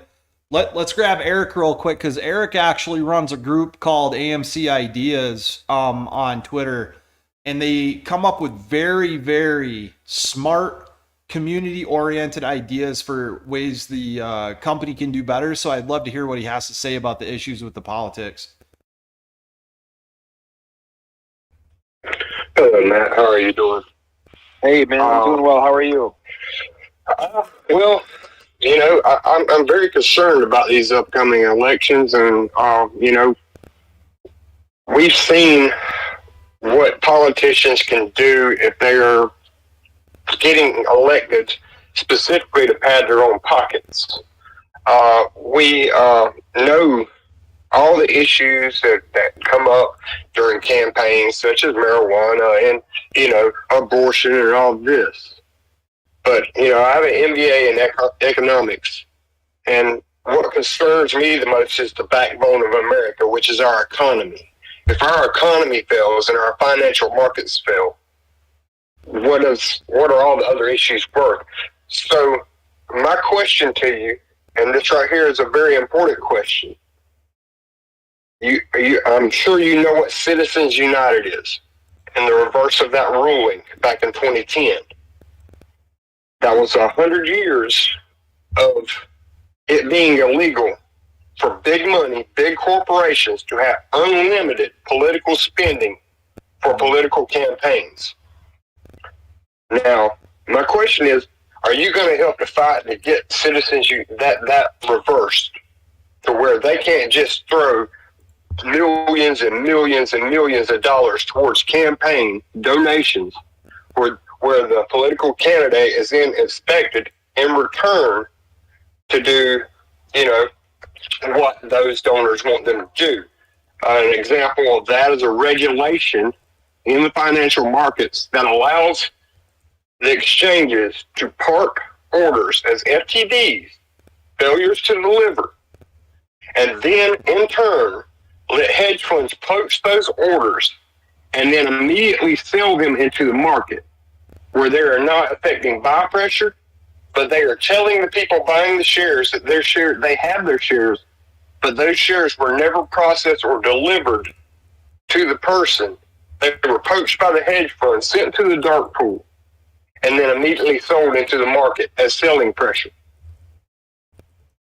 That's one of the rules that got instated because of this, because of what Citizens United is doing. These big corporations, these big hedge funds donate all this money to politicians to put these people on committees to where they could force the SEC or whatever and install the people they want to get a regulation passed that benefits them.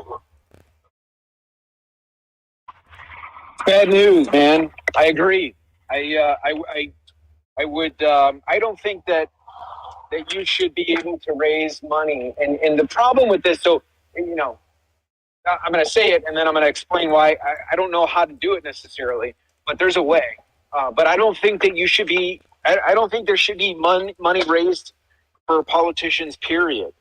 It should be, used to be where it's like you're running for office and the people have to do their research on the candidates, and you look and you find out who's got a good background, who doesn't, who stands for what you like, who doesn't, what their policy positions are, and that's it. The downside from that is I don't know how you do it, because if you have these billionaires, for example, I think if you eliminate the money from running for office, then what may happen is only rich people will do it because they'll have resources to reach more people, automatically built in. And I think it might make it tougher for a regular guy to do it. But that said, that's what I'm doing. Here I am. I'm talking to you guys, and we have a couple hundred, maybe up to 300 people at some point in this room. Now, a lot of those people aren't in Illinois, and we reach a lot of people on Facebook, and I'm talking to people there, but we're getting throttled and pushed there. So I say there shouldn't be any money involved, but then again, if there isn't money involved, I don't know if I would be able to reach anybody or if these other people would be able to reach anybody. But I'd like to give it a shot because I'm running on fumes here. Like, we don't have that money involved, and I don't think that these corporations and companies for sure should not be able to donate to campaigns. Mm-hmm. It's part of the reason why these companies are getting involved in ESG. And I'm not against money going towards campaigns and campaign donations. I'm against the whole reversal of the Supreme Court ruling to overturn the election spending restrictions on these corporations and turn these corporations to where they pretty much overturn it to where corporations are people and they had freedom of speech as what they decided. It was freedom of speech, so they could spend as much money, these corporations could spend as much money on campaign donations as they want to. Which, like Facebook did in 2020, spending hundreds of millions on the election. So Citizens United should be reversed. No, I agree. But what I'm saying is the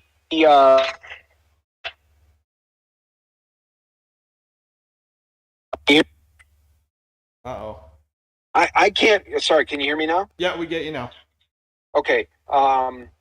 Somebody keeps trying to call me, and they keep busting in. So I put do not disturb on. Sorry about that. So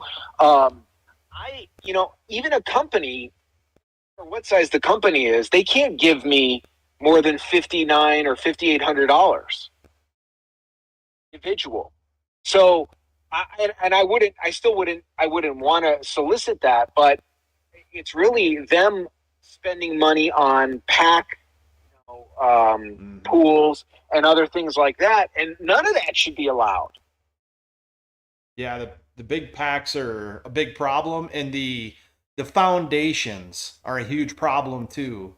Like the Clinton Foundation just has hundreds of millions of dollars go through it a year, and they say this or that, but it definitely contributes to the political aspect of what they do. So, well, and the other thing is I don't know if you guys know this, and I didn't know this until I had to look into it, because if you're running for an office like mine and you spend $5,000 or raise $5,000, you have to file with the FEC, and you have to start reporting the money that you made. So, or the money that you spent, because it clearly you can't spend money if you didn't raise money. It either came from you or it came from somebody else.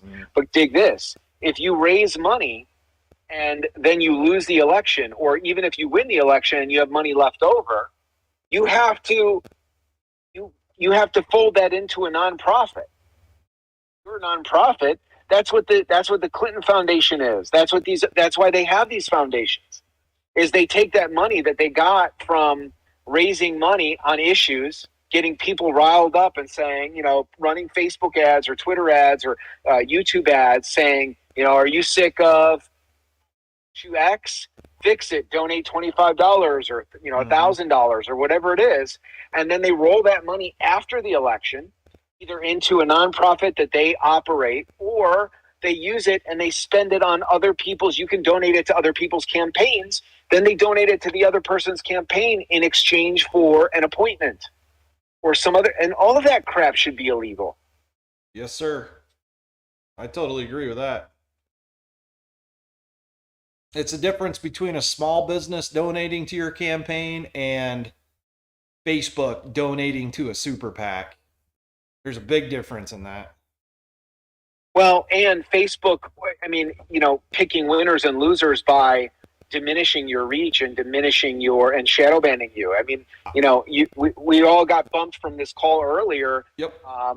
You should see the stuff that's going on Facebook, even for us. And I don't think that it's a partisan thing necessarily. I think that it's more along the lines of a capitalist thing for them. Yep. And they know that, they don't want to give away their advertising for free. They want you to pay to reach more people, even though we built these companies for them. I was banned on Facebook 3 days before the 2020 election. It was just insane. It was crazy. I think let's try to get these other hands quick. Jen. Sounds good, Spence. Yep, we have, let me see my list here. Hank, SU Ray, PJ, and then Viper. Guys, and I want to thank Jen, and please follow her. Yes, absolutely. I was just going to say the same thing. She's awesome. Yeah, she keeps the call actually organized and responsible and controlled. I try. Thank you. I try to do the best I can. So I appreciate that. You don't do that when you come on Ape Radio. Why not? It's your call. It's your space. You do your thing. And you do it with that baby in your arms. I don't know how you do it. She's going to be a 4-year-old, actually. Oh, my gosh. Yeah. Yeah, she was in that picture. She's a little over 2. So, yeah, they grow fast. Quick, yes. All right. Well, I guess I got my question now that they're finally not skipping me, boys and girls up. That's okay. I'm okay with that. However, Matt, is propane part of your Green Deal at all by chance? And I apologize to be controversial with this next question. How do you feel about pineapple on pizza? And actually, I do have a serious question. What's the one thing you want people to take away from learning about you on this call? Is my serious question. Dude, if you want to put pineapple on your pizza, that's cool, as long as you don't put it on my pizza. Quick, funny pineapple story. So my this is what happens when you start getting old. So, and not that I'm that old, but 45, man. So my wife got me a food allergy test for Christmas. This is what this is what you start doing when you get old. And it turns out I'm actually allergic to pineapple, but I had some last weekend and it was delicious. So I just don't want it on my pizza. Propane, I say drill, baby, drill. Whatever, or however you get the propane, I'm all for it, Hank. And then the last question, what do you, nice of people to say thank you for me coming on the call. It makes me a little uncomfortable because we're all retailers. We're all like regular people. And, so I feel the same way about you guys taking this time to be on the call. And there's way more, of you than there are of me. And I want to help more people like us. Ultimately, that's why I'm doing this. Like, I don't aspire to be a stuffed shirt politician. I don't aspire. In fact, I mean, there's a lot of reasons not to do it, because there's going to be, the more of a threat I become, the more downside there is. But I like you all said about, following the money and looking into it. And I'm going to be following the money because it speaks to what I do in looking into anything, just from medical freedom to school freedom, all that stuff. When you follow the money, you start to find out what's really going on. And so I'm going to continue to do that for myself. I'm going to do it for my family. And what I've noticed is a lot of people, and I think Tara mentioned this earlier, like, she said, like, you all aren't being represented, or you're being shamed or called names, or, conspiracy theorists or whatever. I've been through that. And my problem with the representation of we the people is that the representatives, you name it, whether it's Congress or somebody in the Senate, yeah, they're supposed to go to Washington and represent us there. But they're also then supposed to get their asses back home, even during their term. And we should see them representing us here. So in Illinois or not, whether you're in a red state or a blue state or a free state or whatever, I think there's people that we see on TV that represent us from time to time, and we're like, fuck yeah, that guy's doing it, or that chick's doing it, and we need more of that. And I don't have that. I have that in Illinois. And so I'm a proponent of creating the things that you wish existed, and that's what I wish existed for me. So I want to do that for you and me.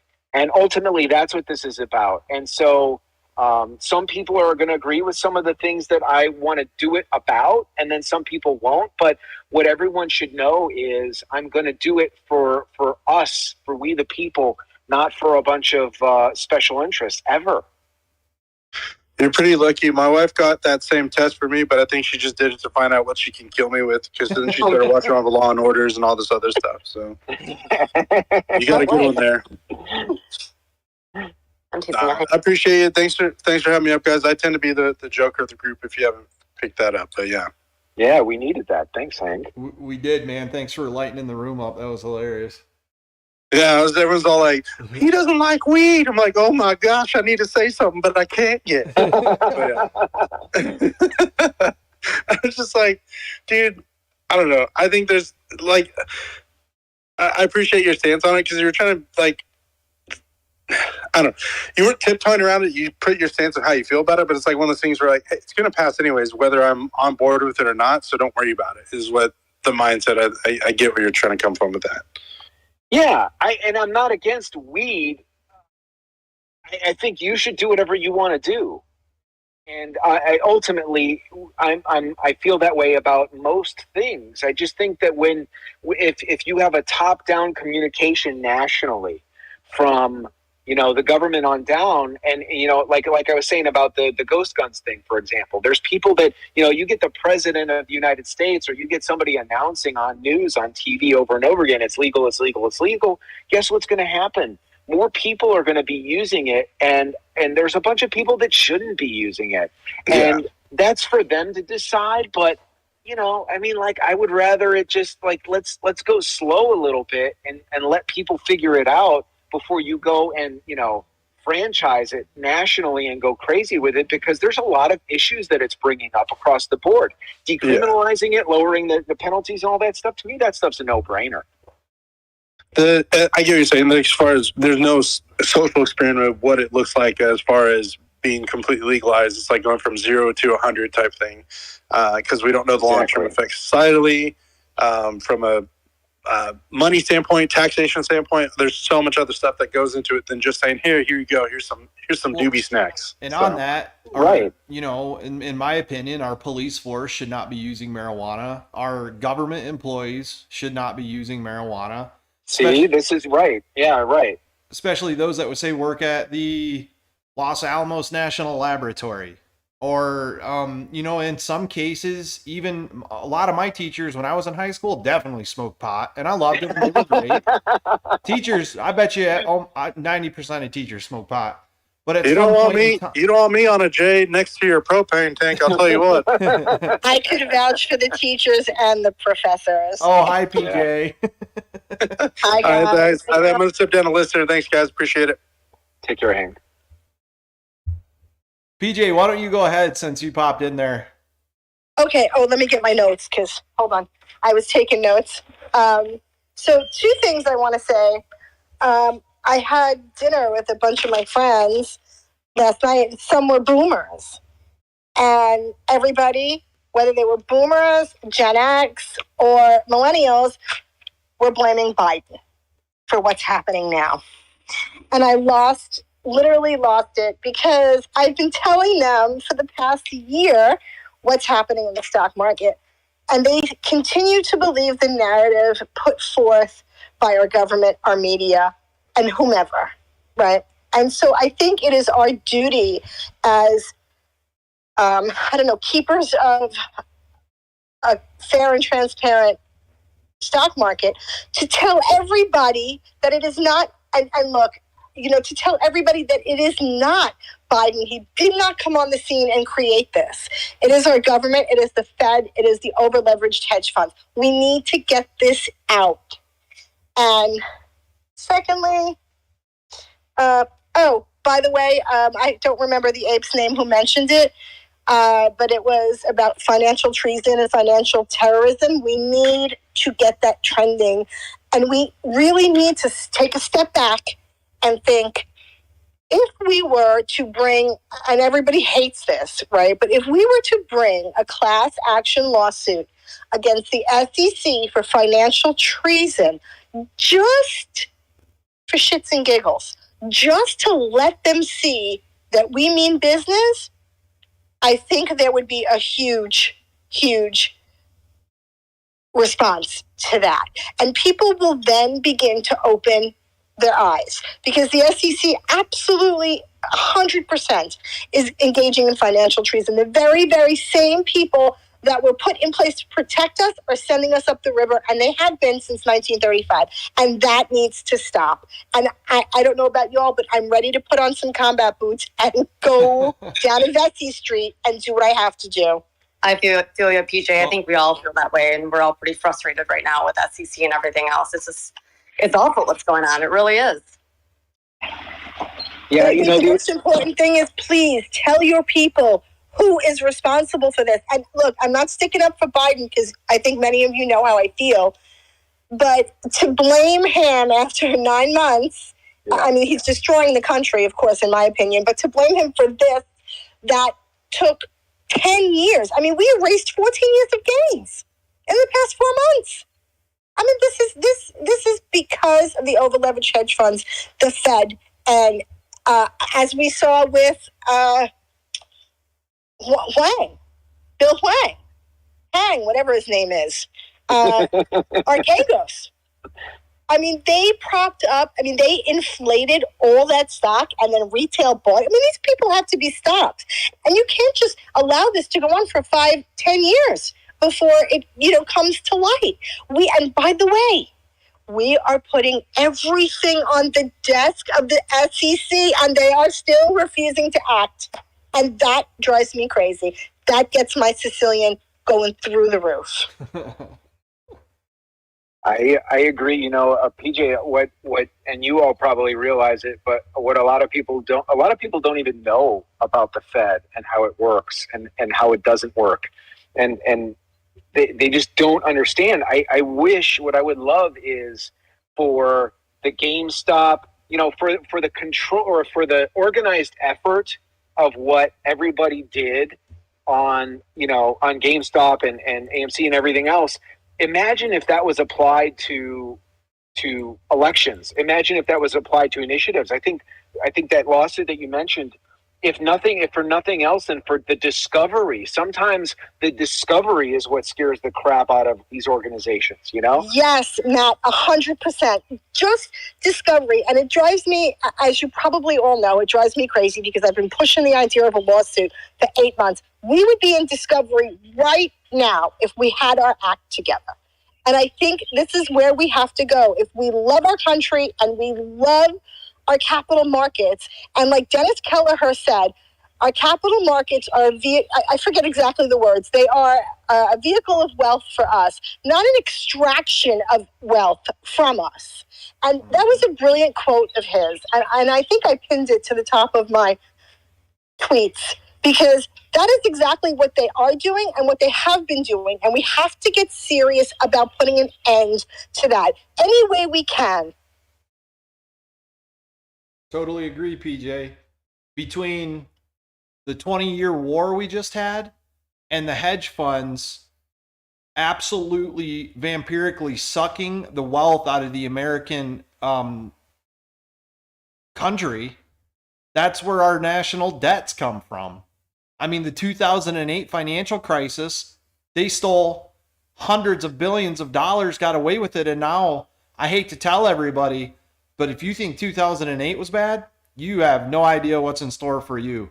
What they've done now is create trillions of dollars of over-leveraged bad debt through multiple vehicles, including the housing market again. So, yeah, and we're not getting out of this easy, y'all. So I would prepare. Today I shorted via UVixie. I shorted the VIX. I shorted the Qs and SPY, because this pump that we had today was so clearly garbage. Yeah, the Facebook low volume pump garbage, and that they think that they can continually trick retail and quote unquote dumb money. I have news for them. They can't, because I am absolutely sure that as sure as the day is bright, or whatever the hell you say, I forgot. I'm absolutely sure that we will at some point get together and fix this mess legally. Absolutely. Thanks for that, PJ. Thanks for coming up. I'm glad that you've been talking to your friends in state. I think that's what everybody should definitely take away from this, is go talk to your local friends and the people and the apes in your state and organize properly. But as in general, an overall reaching goal for the Ape Nation, we should focus on Illinois and taking on Ken Griffin's stomping ground. So appreciate you, PJ. Thank you. And by the way, Matt, thanks for being here. And if I was in Illinois, in your district, I would definitely vote for you. All right. Thanks, Paisan. My Italian friend. Yeah. Okay. Who was next? We have SU Ray and then Viper. Thanks, Vince. Thanks, Jen. Matt, thanks for being here. What I got a couple of statements. I'm on the side of the road and keep getting weird looks, so I'm going to go fast. So if you do pop in and out of these rooms, what you'll find out is it's not a one-sided group of people, and it's truly a grassroots movement, from people working minimum wage jobs to people that are very, very, very, very smart, from liberals to progressives to Republicans to libertarians. And the one thing that everybody does 70% of the time very well is leave every other issue off to the side, because we're here to solve this one issue right now, because it's one everybody here has been fighting for at least a year. The question I want to ask you is, I'm vice president and market manager for Cumulus Media, so I kind of understand your job. It's not fair, the regulations that radio, broadcasting, TV have to go through with the FCC compared to these social platforms that can decide they don't want your opinion out there and do like they were doing earlier and start shorting everybody in it. What's your thoughts on that? And then I'll step down and listen. Thanks. Wait, don't step down yet, because I kind of lost. I heard the Cumulus Media part, and I just followed you back. But what can you repeat just the question part? Yeah, just the regulations that you have to go through with running your radio stations, with political, with everyday EEO and FCC regulations, compared to the way these social media sites can decide who they want to have free speech and who they don't. Do you have any plans to equal that playing ground? Oh yeah, so there's a lot. So for people that don't know, my family business. And by family, I mean my kids. It's not like it's a legacy business I got from my parents or something like that. We bought an AM radio station about 10 years ago because I was working for companies like Cumulus, and I was an outsider at those companies. So I was working my way up, and I was getting passed over for raises, or I wasn't in the right club or whatever it was, and I was just going nowhere. And so I wanted to work for myself. And so this AM station came up for sale. We bought it. You have to file. So I'm licensed by the FCC. We have to file. We have to go through a lot of hoops about, equal opportunity employment. And Cumulus is one of the largest owners of radio stations around the country. Cumulus as a company has mandated that their staff has to be vaccinated in order to work there. And I don't know how much they really stuck with it, but in fact, Cumulus is kind of going through the same thing Twitter was going through, where they're being bought out potentially by an outside company. So you all may want to look at that. Cumulus is publicly traded, and Connoisseur is, I think, privately owned. Yeah, they are. Yeah, and I think Cumulus popped like 30% on the news that they were going to be bought out. I missed that. Wow. Yeah, I think that's what it was.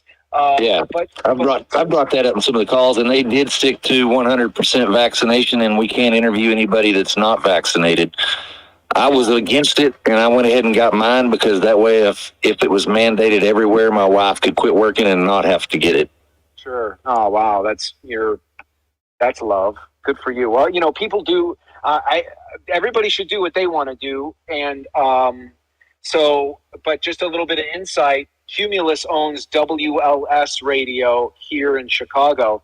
It's arguably the biggest radio station in the country, because not only does it cover all of Illinois, but it covers 22 states, at least at night, maybe even during the day. And the process of buying time personally so that I can talk uninhibited and unedited and unfiltered and unshadow banned, because I can't on Facebook or social media, but you can on radio. So but listen to this, I can't go in there unless I prove, even if I buy the time and it's an hour block or 2 hours or whatever, I can't go in there, and I can't bring people in there to go with me unless we all prove that we're vaccinated. So part of the reason for that is, and my bigger concerns are not the government regulation of like the FCC and stuff. My bigger concerns for us as people are the corporate mandates and corporate rules, and a lot of these companies are doing it with ESG, and they want good ESG scores. And so iHeartRadio is doing it, Cumulus Media is doing it, and it's a big problem. Incidentally, something else you all should consider is these companies, they don't spend their money very well. Like, unfortunately, they don't pay people like they should. They've cut back on people, but they overspend, and they are not building their businesses. So they'll talk in public about building up their social media and brands and all this sort of stuff, and then behind the scenes, they don't really do it that much. So a lot of their value to me is very much overinflated. It's one of the reasons why I'm not involved in the markets much because I know the radio business pretty well. And I thought based on that knowledge in the early 2000s, I bought Sirius XM and it had gone down real low and I thought I was going to do okay on it. And what I learned from that experience was kind of what you guys are talking about was that, you know, it was just the facts didn't matter, right? Like the dollars and the cents and the inflow and the outflow and the profit and loss and all that sort of stuff didn't seem to matter. At the end of the day, the stock did whatever the stock did and it had nothing to do with reality.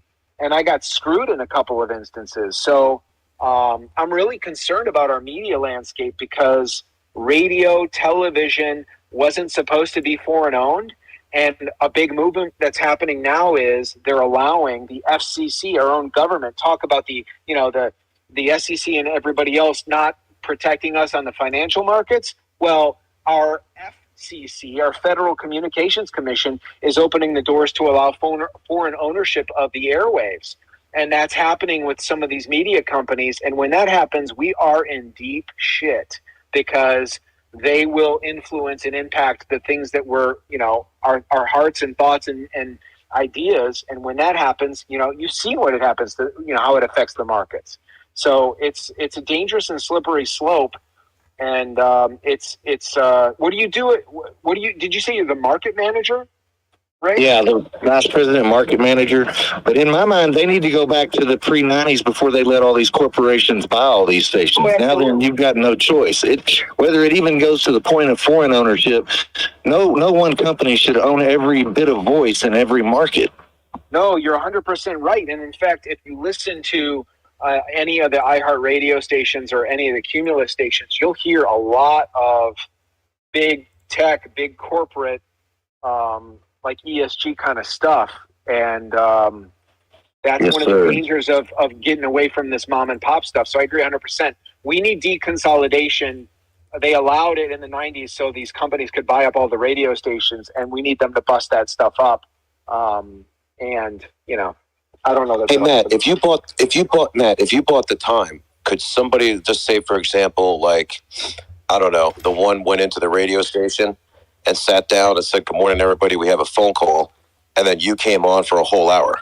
Would they allow that? Oh yeah. So the deal is they'll still allow me. I can do it from our studios, and I can do an IP codec or whatever. They just won't let me physically. They won't let us physically go to the studios unless we show proof of vaccination. And the deal is I wanted to invite guests, and I'm running on medical freedom. So part of my platform is it's none of my business or your, what you do or don't do. And you shouldn't have to tell me what you do or don't do to buy and sell or to go to school or to keep your job or any of that stuff. And so in order for me to physically go in there, they want us to comply with that. I'll make a deal with you. You come to my market and I'll let you on the air. And then if I get fired, you hire me as your market manager. That's a good deal. I'd be like, wait a minute. You're supposed to come work with us. What a susu. Bunch of shills in the room. That's what's going on here. Kick them out. Get them. Hey, actually, I got a little announcement to make. New York Angelo on Twitter just posted former hedge fund CEO from Soyset charged with racketeering, conspiracy, and fraud. I don't have the direct article for that, but it looks like he just posted that 59 minutes ago. So, Cool, did you guys finish up what you had going on there? Seems like it. Okay. That's Ray just left the room, so I'm not sure what's going on, but I'm getting DMs, people getting booted left and right. So I see. Yep. Well, if he comes back, then we'll bring him back up. But I guess we can go ahead and go with Fight. What's up, Fight? Hey guys. Matt, I'm not in your district. I'm in Connecticut, but we'll find ways to help you too. My questions are term limits. The corruption in Washington is incredibly rampant, in my opinion, in all of government.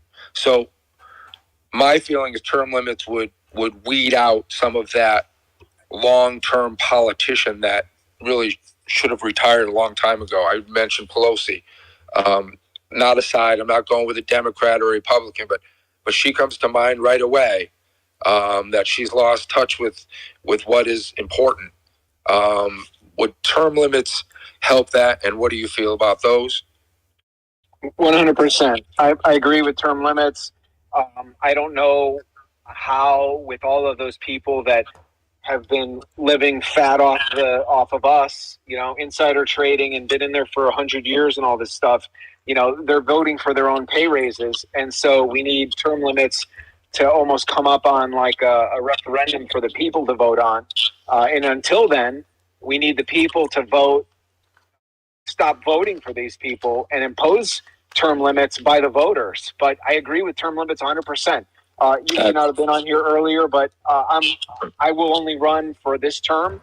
I'm doing it once. I want other people to see that it can be done. And I want to, my view is leaders inspire more leaders. And really, this isn't even a leadership role. This is a representation role.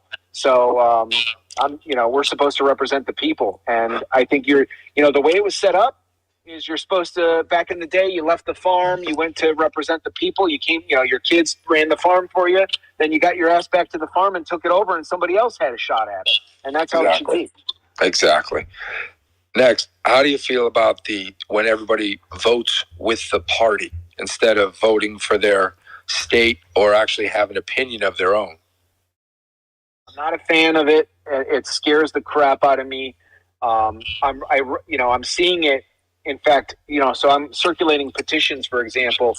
We needed to get 3,200 minimum signatures to get on the ballot. So when I would tell people what I was running for, they gave me a look like, they didn't really know what I was saying until I said, I'm running to replace Tammy Duckworth. Then I realized that took too long. And then I would just say dump Duckworth. And then if they were against Tammy Duckworth, and typically that was a Republican, they would perk up and they would say to me, anybody but Duckworth. And that scares the crap out of me because we can't tolerate anybody but. I know what they mean and I understand where they're coming from and I feel them. And I think it's from a place of, yeah, she's bad, but we can't blindly follow, somebody because they're wearing red or they're wearing blue or whatever it is. And a lot of times those people they put the flag up for whatever they're running as, they're not necessarily what they say they are. And a great example of that is this guy that Ken Griffin is financing in Aurora, in Illinois. This mayor of Aurora is not conservative in any way, and he's running as a conservative Republican to replace the current governor, and he's backed and financed by Ken Griffin. So they're both full of shit. So it would be better if you said, be who you are. You should stay who you are. You should stand by it. And that's what people should be considering. And to me, that's the way to be. Oh, what a great answer. That's, it's really honest. First, a fun fact for you, because I'm not sure if you're a vaxxer or anti-vaxxer, and I don't care, but here's a fun fact. My daughter's been vaccinated 3 times and has had COVID 3 times. She just got home from college yesterday. So she's a 3 for 3. We're wondering why we even get the vax, because that's pretty incredible. But the last thing I would challenge you to do before you get in office is just look up the population that inmates in the United States and what they've been jailed for. I just looked at that last night, and I've never been in jail. I'm not a criminal, so I'm not asking you to do any of that. It's amazing what it is, and I'd ask you to look at the drug arrests and why do we have so many people in our prisons for drug arrests that are probably something they could have been rehabilitated and let out. I think it's because prison is a business. 100%. And, because the next thing you got to look at is what are the prisoners doing and where is their workload being distributed to and so on. It's slavery in a lot of cases. It's terrible. Okay, so I'll say I'm a white guy, and I think that they are systematically making a business out of the lower class in areas that I live in, and it's more the other races. I don't want to sound like I'm racist. Yeah, I think it's a business. Yeah, and nobody's looking at it, and it's atrocious. And I just saw it last night, and how many people are in drug arrests and how many the others are, and I'm appalled by it. So, thank you. I wish you were in my state. I would vote for you 100%. and I will go look for you on in the Illinois. Well, hey, Frank, I appreciate it. As I said, Matt, I'll let Suge go at this. I'm sorry for cutting him off. Any night that you want to just come on and just chill out with us, if you don't want to talk politics or you want to talk politics or whatever it is, follow me, Viper, Hedge, myself, Jordy, and Lady Kate. We're Ape Radio. Spence and Jen are always in there every night. We laugh, we joke around, we have some fun. We do hit up some nice topics, though. But like I said, you have an open invite any night that you want to come in. Please. Awesome. Thank you. I'm gonna take you up on that. I'd love to do that. Thank you. And Spence, thank you. Jen, thank you. Matt, really appreciate talking with you. And you too, buddy. Thank you. Good luck, and hope to see you in our space soon. I hope your daughter feels better. Thanks. Take care. Let me expand a little bit on Viper's thing and why I tell everybody that if you tackle the money, you tackle 90% of all corruption in politics. Ken Griffin went to the Chicago Economic Forums and did nothing but bash the city he's been operating out of for 20 years. He's the reason that city has fallen to pieces in the topics that he was talking about. He finances the local politicians there. He's the problem.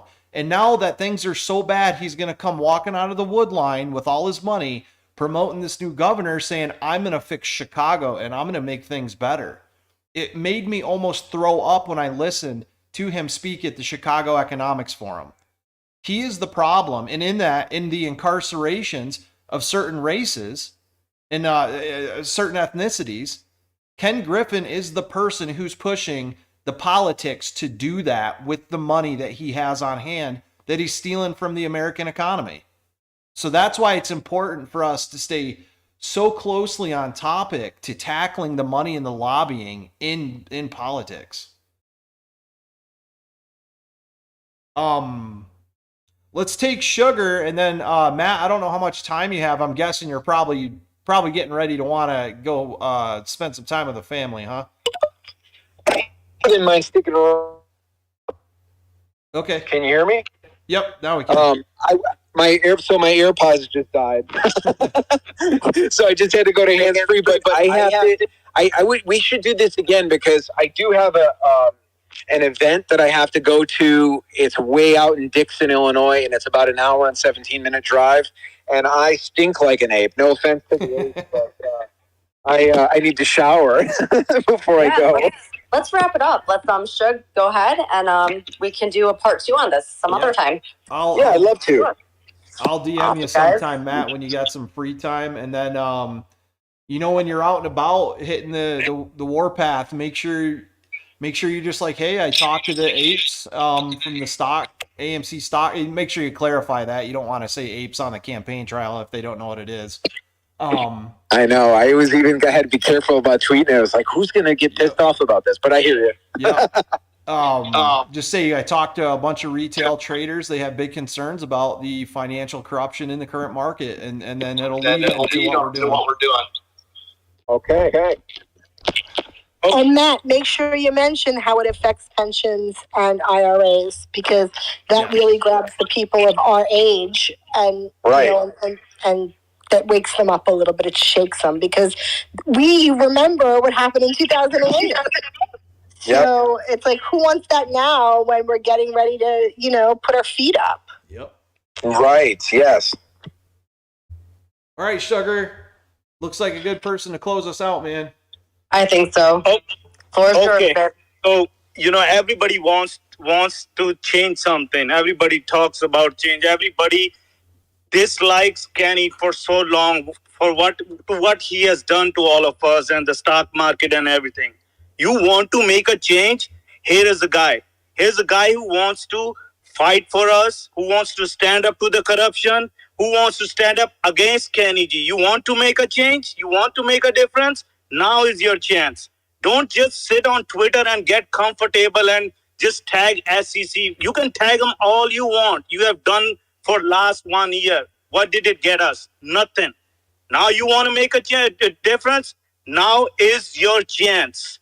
If you anything you can do, you can go to Illinois. That's fine. You got people in Illinois. Call them, make them aware what this person is. What he stands for, what he wants to do. And Matt, I just want to say, man, I'm very passionate, and I'm gonna send you a DM.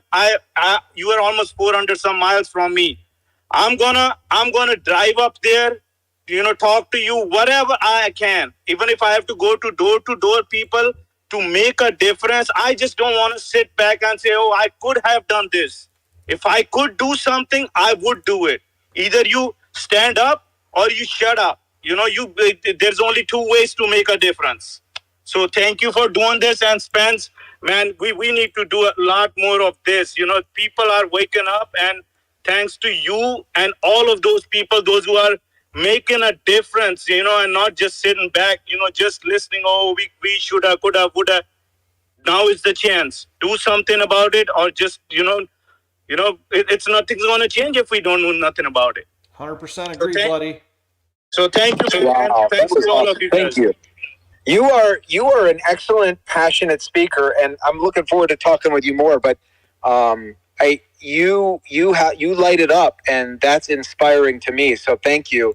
And the people that we've talked to today, starting with Spence, who initiated all this, the classiest people I've ever experienced online, and I really appreciate it. And it's nice to have these conversations and learn and have an open dialogue about stuff. So thank you all so much, because this started out with a little bit of a back and forth tweet with Spence, and it turned into getting a room full of people to talk. And what a great group. So and everybody that followed me and all that, I'm going to follow you back. Just give me some time, because I think the phone is going to die. And I'm, like I said, I'm going to get in the shower, but I'll do that. I really, really appreciate it. And perhaps if you'll consider it, any and all of you, when I will be recording some shows to put on the air to promote, the issues. And since I'm going to be taping them in advance, we won't be able to necessarily, or we may be able to take live calls, I'm not sure. So I'd love to get you all involved and line you up to share your issues and mention your hot buttons, and we will broadcast them on the radio, so other people can hear. So I'll let you know when that's happening, but I'd love to include you all in that. Absolutely, sir. I thank you for that. That's an amazing offer that the community, I know, will appreciate very much. When we get ready to do that, just DM me, or the one, or Jen, or PJ, or Sugar, and we'll get on it. Yeah, that sounds good. Thank you so much for doing this call tonight, Spence, and thank you, Matt, for taking time out of your day and coming up on here and tonight's Ape election space. We really appreciate you. Yeah, this was an amazing investigation, guys. So for running this room, you know how to do it. Let's go. Jenny is great at this. She's amazing at this. I'm okay. I mean, Stop it.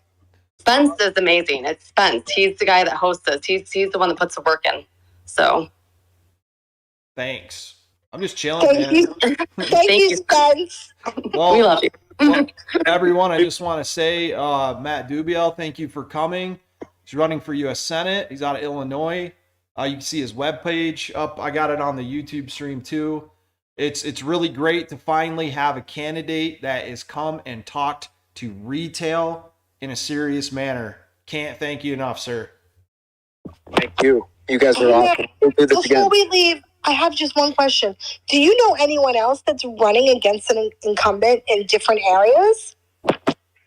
Yeah, well, I mean, just in general, yeah. I mean, I've run into some people that are running for congressional districts here that are running against incumbents, for sure. You know what? Maybe you can lend us a hand and grab them for the next space. Imagine if we got all of the people running against incumbents together in one place. Ooh, yeah. That would be amazing. Thank you. I'll do that. Okay. My pleasure. Thank you. Matt, I'll shoot you a DM and we'll talk about the next call in the future. Thanks, everybody. Bye, Ape Radio people. Bye, Tara. Bye, everybody. Bye, Hank. Thanks, Spence. Thanks, Jen. Have a good evening, Thank you, sir. Matt. You guys have a good night. Appreciate it. Good night, everybody. Love you guys. Good night. Hey, everybody, don't forget to go to Ape Radio later. I do believe they're going to be hosting a call shortly. So, Spence, before you leave, this is what it's all about, brother. Yeah. Every step in the right direction you guys take, you don't know how much power we have in our numbers. How much 6 to 8 million votes can make a difference. If people only know the power of their vote and how much they can make a difference, we will not be just sitting here talking about change. You know, we will be literally making a change out on the street. Yep. That's the only way to make a change, is bring awareness and get out of your comfort zone, and let's do it. And I want to say it one more time, you guys. This community would not be here, in my opinion, for the most part, most of us in this room, if Tara would not have been putting herself out in the beginning. She took a lot of heat for it, and now look what it's turned into. We're doing it. We've got a candidate. He's going to bring other candidates in the state of Illinois for their Congress. That is huge. Openly talking about how Ken Griffin is bad for the state. This is a big start, and I hope all the apes in Illinois, even if you're not investing, if you have friends that are investing, I really hope that you guys catch on to what we're talking about. Tackling the money in Congress, in the U.S. government, will kill 90% of the corruption that we're facing. And, you know, if Tara is listening down there, Tara, I just want to say, once you are done with your vacation, there are a lot of people, those who miss you. You know, we lot of people, you know, look up to you. What he's trying to say is get your butt in a space call. Yeah, we miss you. We miss you. And you are a very big asset and a voice in our community. And you know, with you, all of us together, we can do a lot of good. You have done a lot of good for this community, but don't stop. You know, you can take this community and all of us together to a whole new level. People, I mean, I was not here 1 year ago. You know, when I came, I saw the power and, you know, the passion all of you guys have. I mean, you guys can achieve anything you want to. All you got to do is believe in your power and the numbers you have. We're going to do this. Yeah, I'm telling you, if we don't do this, all these hedge fund dudes that are getting arrested right now are going to walk away without a slap on the wrist. And another one was just arrested, or has been found, both people from Archegos that were with Huang or were part of it. I got the article up on YouTube and I'll share it. It's starting, you guys, and now is the time to strike. Now is the time to strike. It's time for retail to stand up, get the politicians in office, fix the laws, and unfuck the SEC. So on that, Jeremy, did you have something you wanted to say after this? I got to close out, guys. Nope. Well, all right then. I also want to, excuse me. Sorry. I'm sorry. I want to say Eric Stanley just started his room, his AMC ideas. So you guys are more than welcome to go into that room and share your AMC ideas. And then there's, like what you said earlier, Spence, there's Ape Radio later tonight. I think they start around 7:30. So check it out. Right on. Let's go, baby. Everybody remember, keep the message consolidated. Ban payment for order flow. Ban retail trades going to the dark pool. You have to start with a focused shot to make an effect on what we're doing. Don't get so far off topic that we lose the message we're sending. Marijuana is an outdated topic. It's going to be legalized. The laws are changing. Keep fighting for it if you believe in it. I do. But when you're trying to fight stock market corruption and lobbying in Congress, you can't base your political decisions off of just marijuana laws. It just doesn't work. So fight for the causes you believe in. But if you want to make a real difference, we've got to let go of some of our personal wants and desires to push the message that matters most into this next election. I want to thank everyone for coming. Please, in your individual states, reach out to your representatives that are running, candidates or incumbents, challenge them with what we're doing here, and then come back and share with us and try to get them on the calls. If you can get somebody on a call, DM me. I'll set up this whole thing again, have you up as a co-host, and we'll go for another round. Also, Adam Aaron just tweeted he went and saw Top Gun, said it was the most action-packed, best movie he's ever seen. That's what he was busy doing, watching Top Gun, which is awesome. So make sure you guys go to the movies. Get your tickets for Jurassic Park. Get your tickets for Multiverse of Madness. And on April 30th, I say everyone go to the movie in protest of the AMC fraud token coming out that has nothing to do with our community. Go to the movies, take a snip, and say, I bought popcorn instead of AMC fraud token. Mic drop. Thanks for coming, guys. Jen, thank you for co-hosting. Swing, Sugar, Tara, PJ, everybody that was in here. Love you guys. Keep up the fight. Let's go, baby. AMC the moon. Have a good night, y'all. Yo, everybody on YouTube, thank you so much for coming and your questions. I really appreciate it. Again, I like where Matt's coming from. I wish I lived in Illinois. I would vote for him. We can't vote. If you can't vote, there's still ways to support him because he is challenging Ken Griffin, who is globally making an impact with his terrible business practices. And we have a chance to fix this. We have a chance to get lawmakers in office that can fix this broken, corrupt financial system so our children do not have to deal with what we've done twice now. Anyways, you guys, thanks for coming. I'll let you know when the next show is.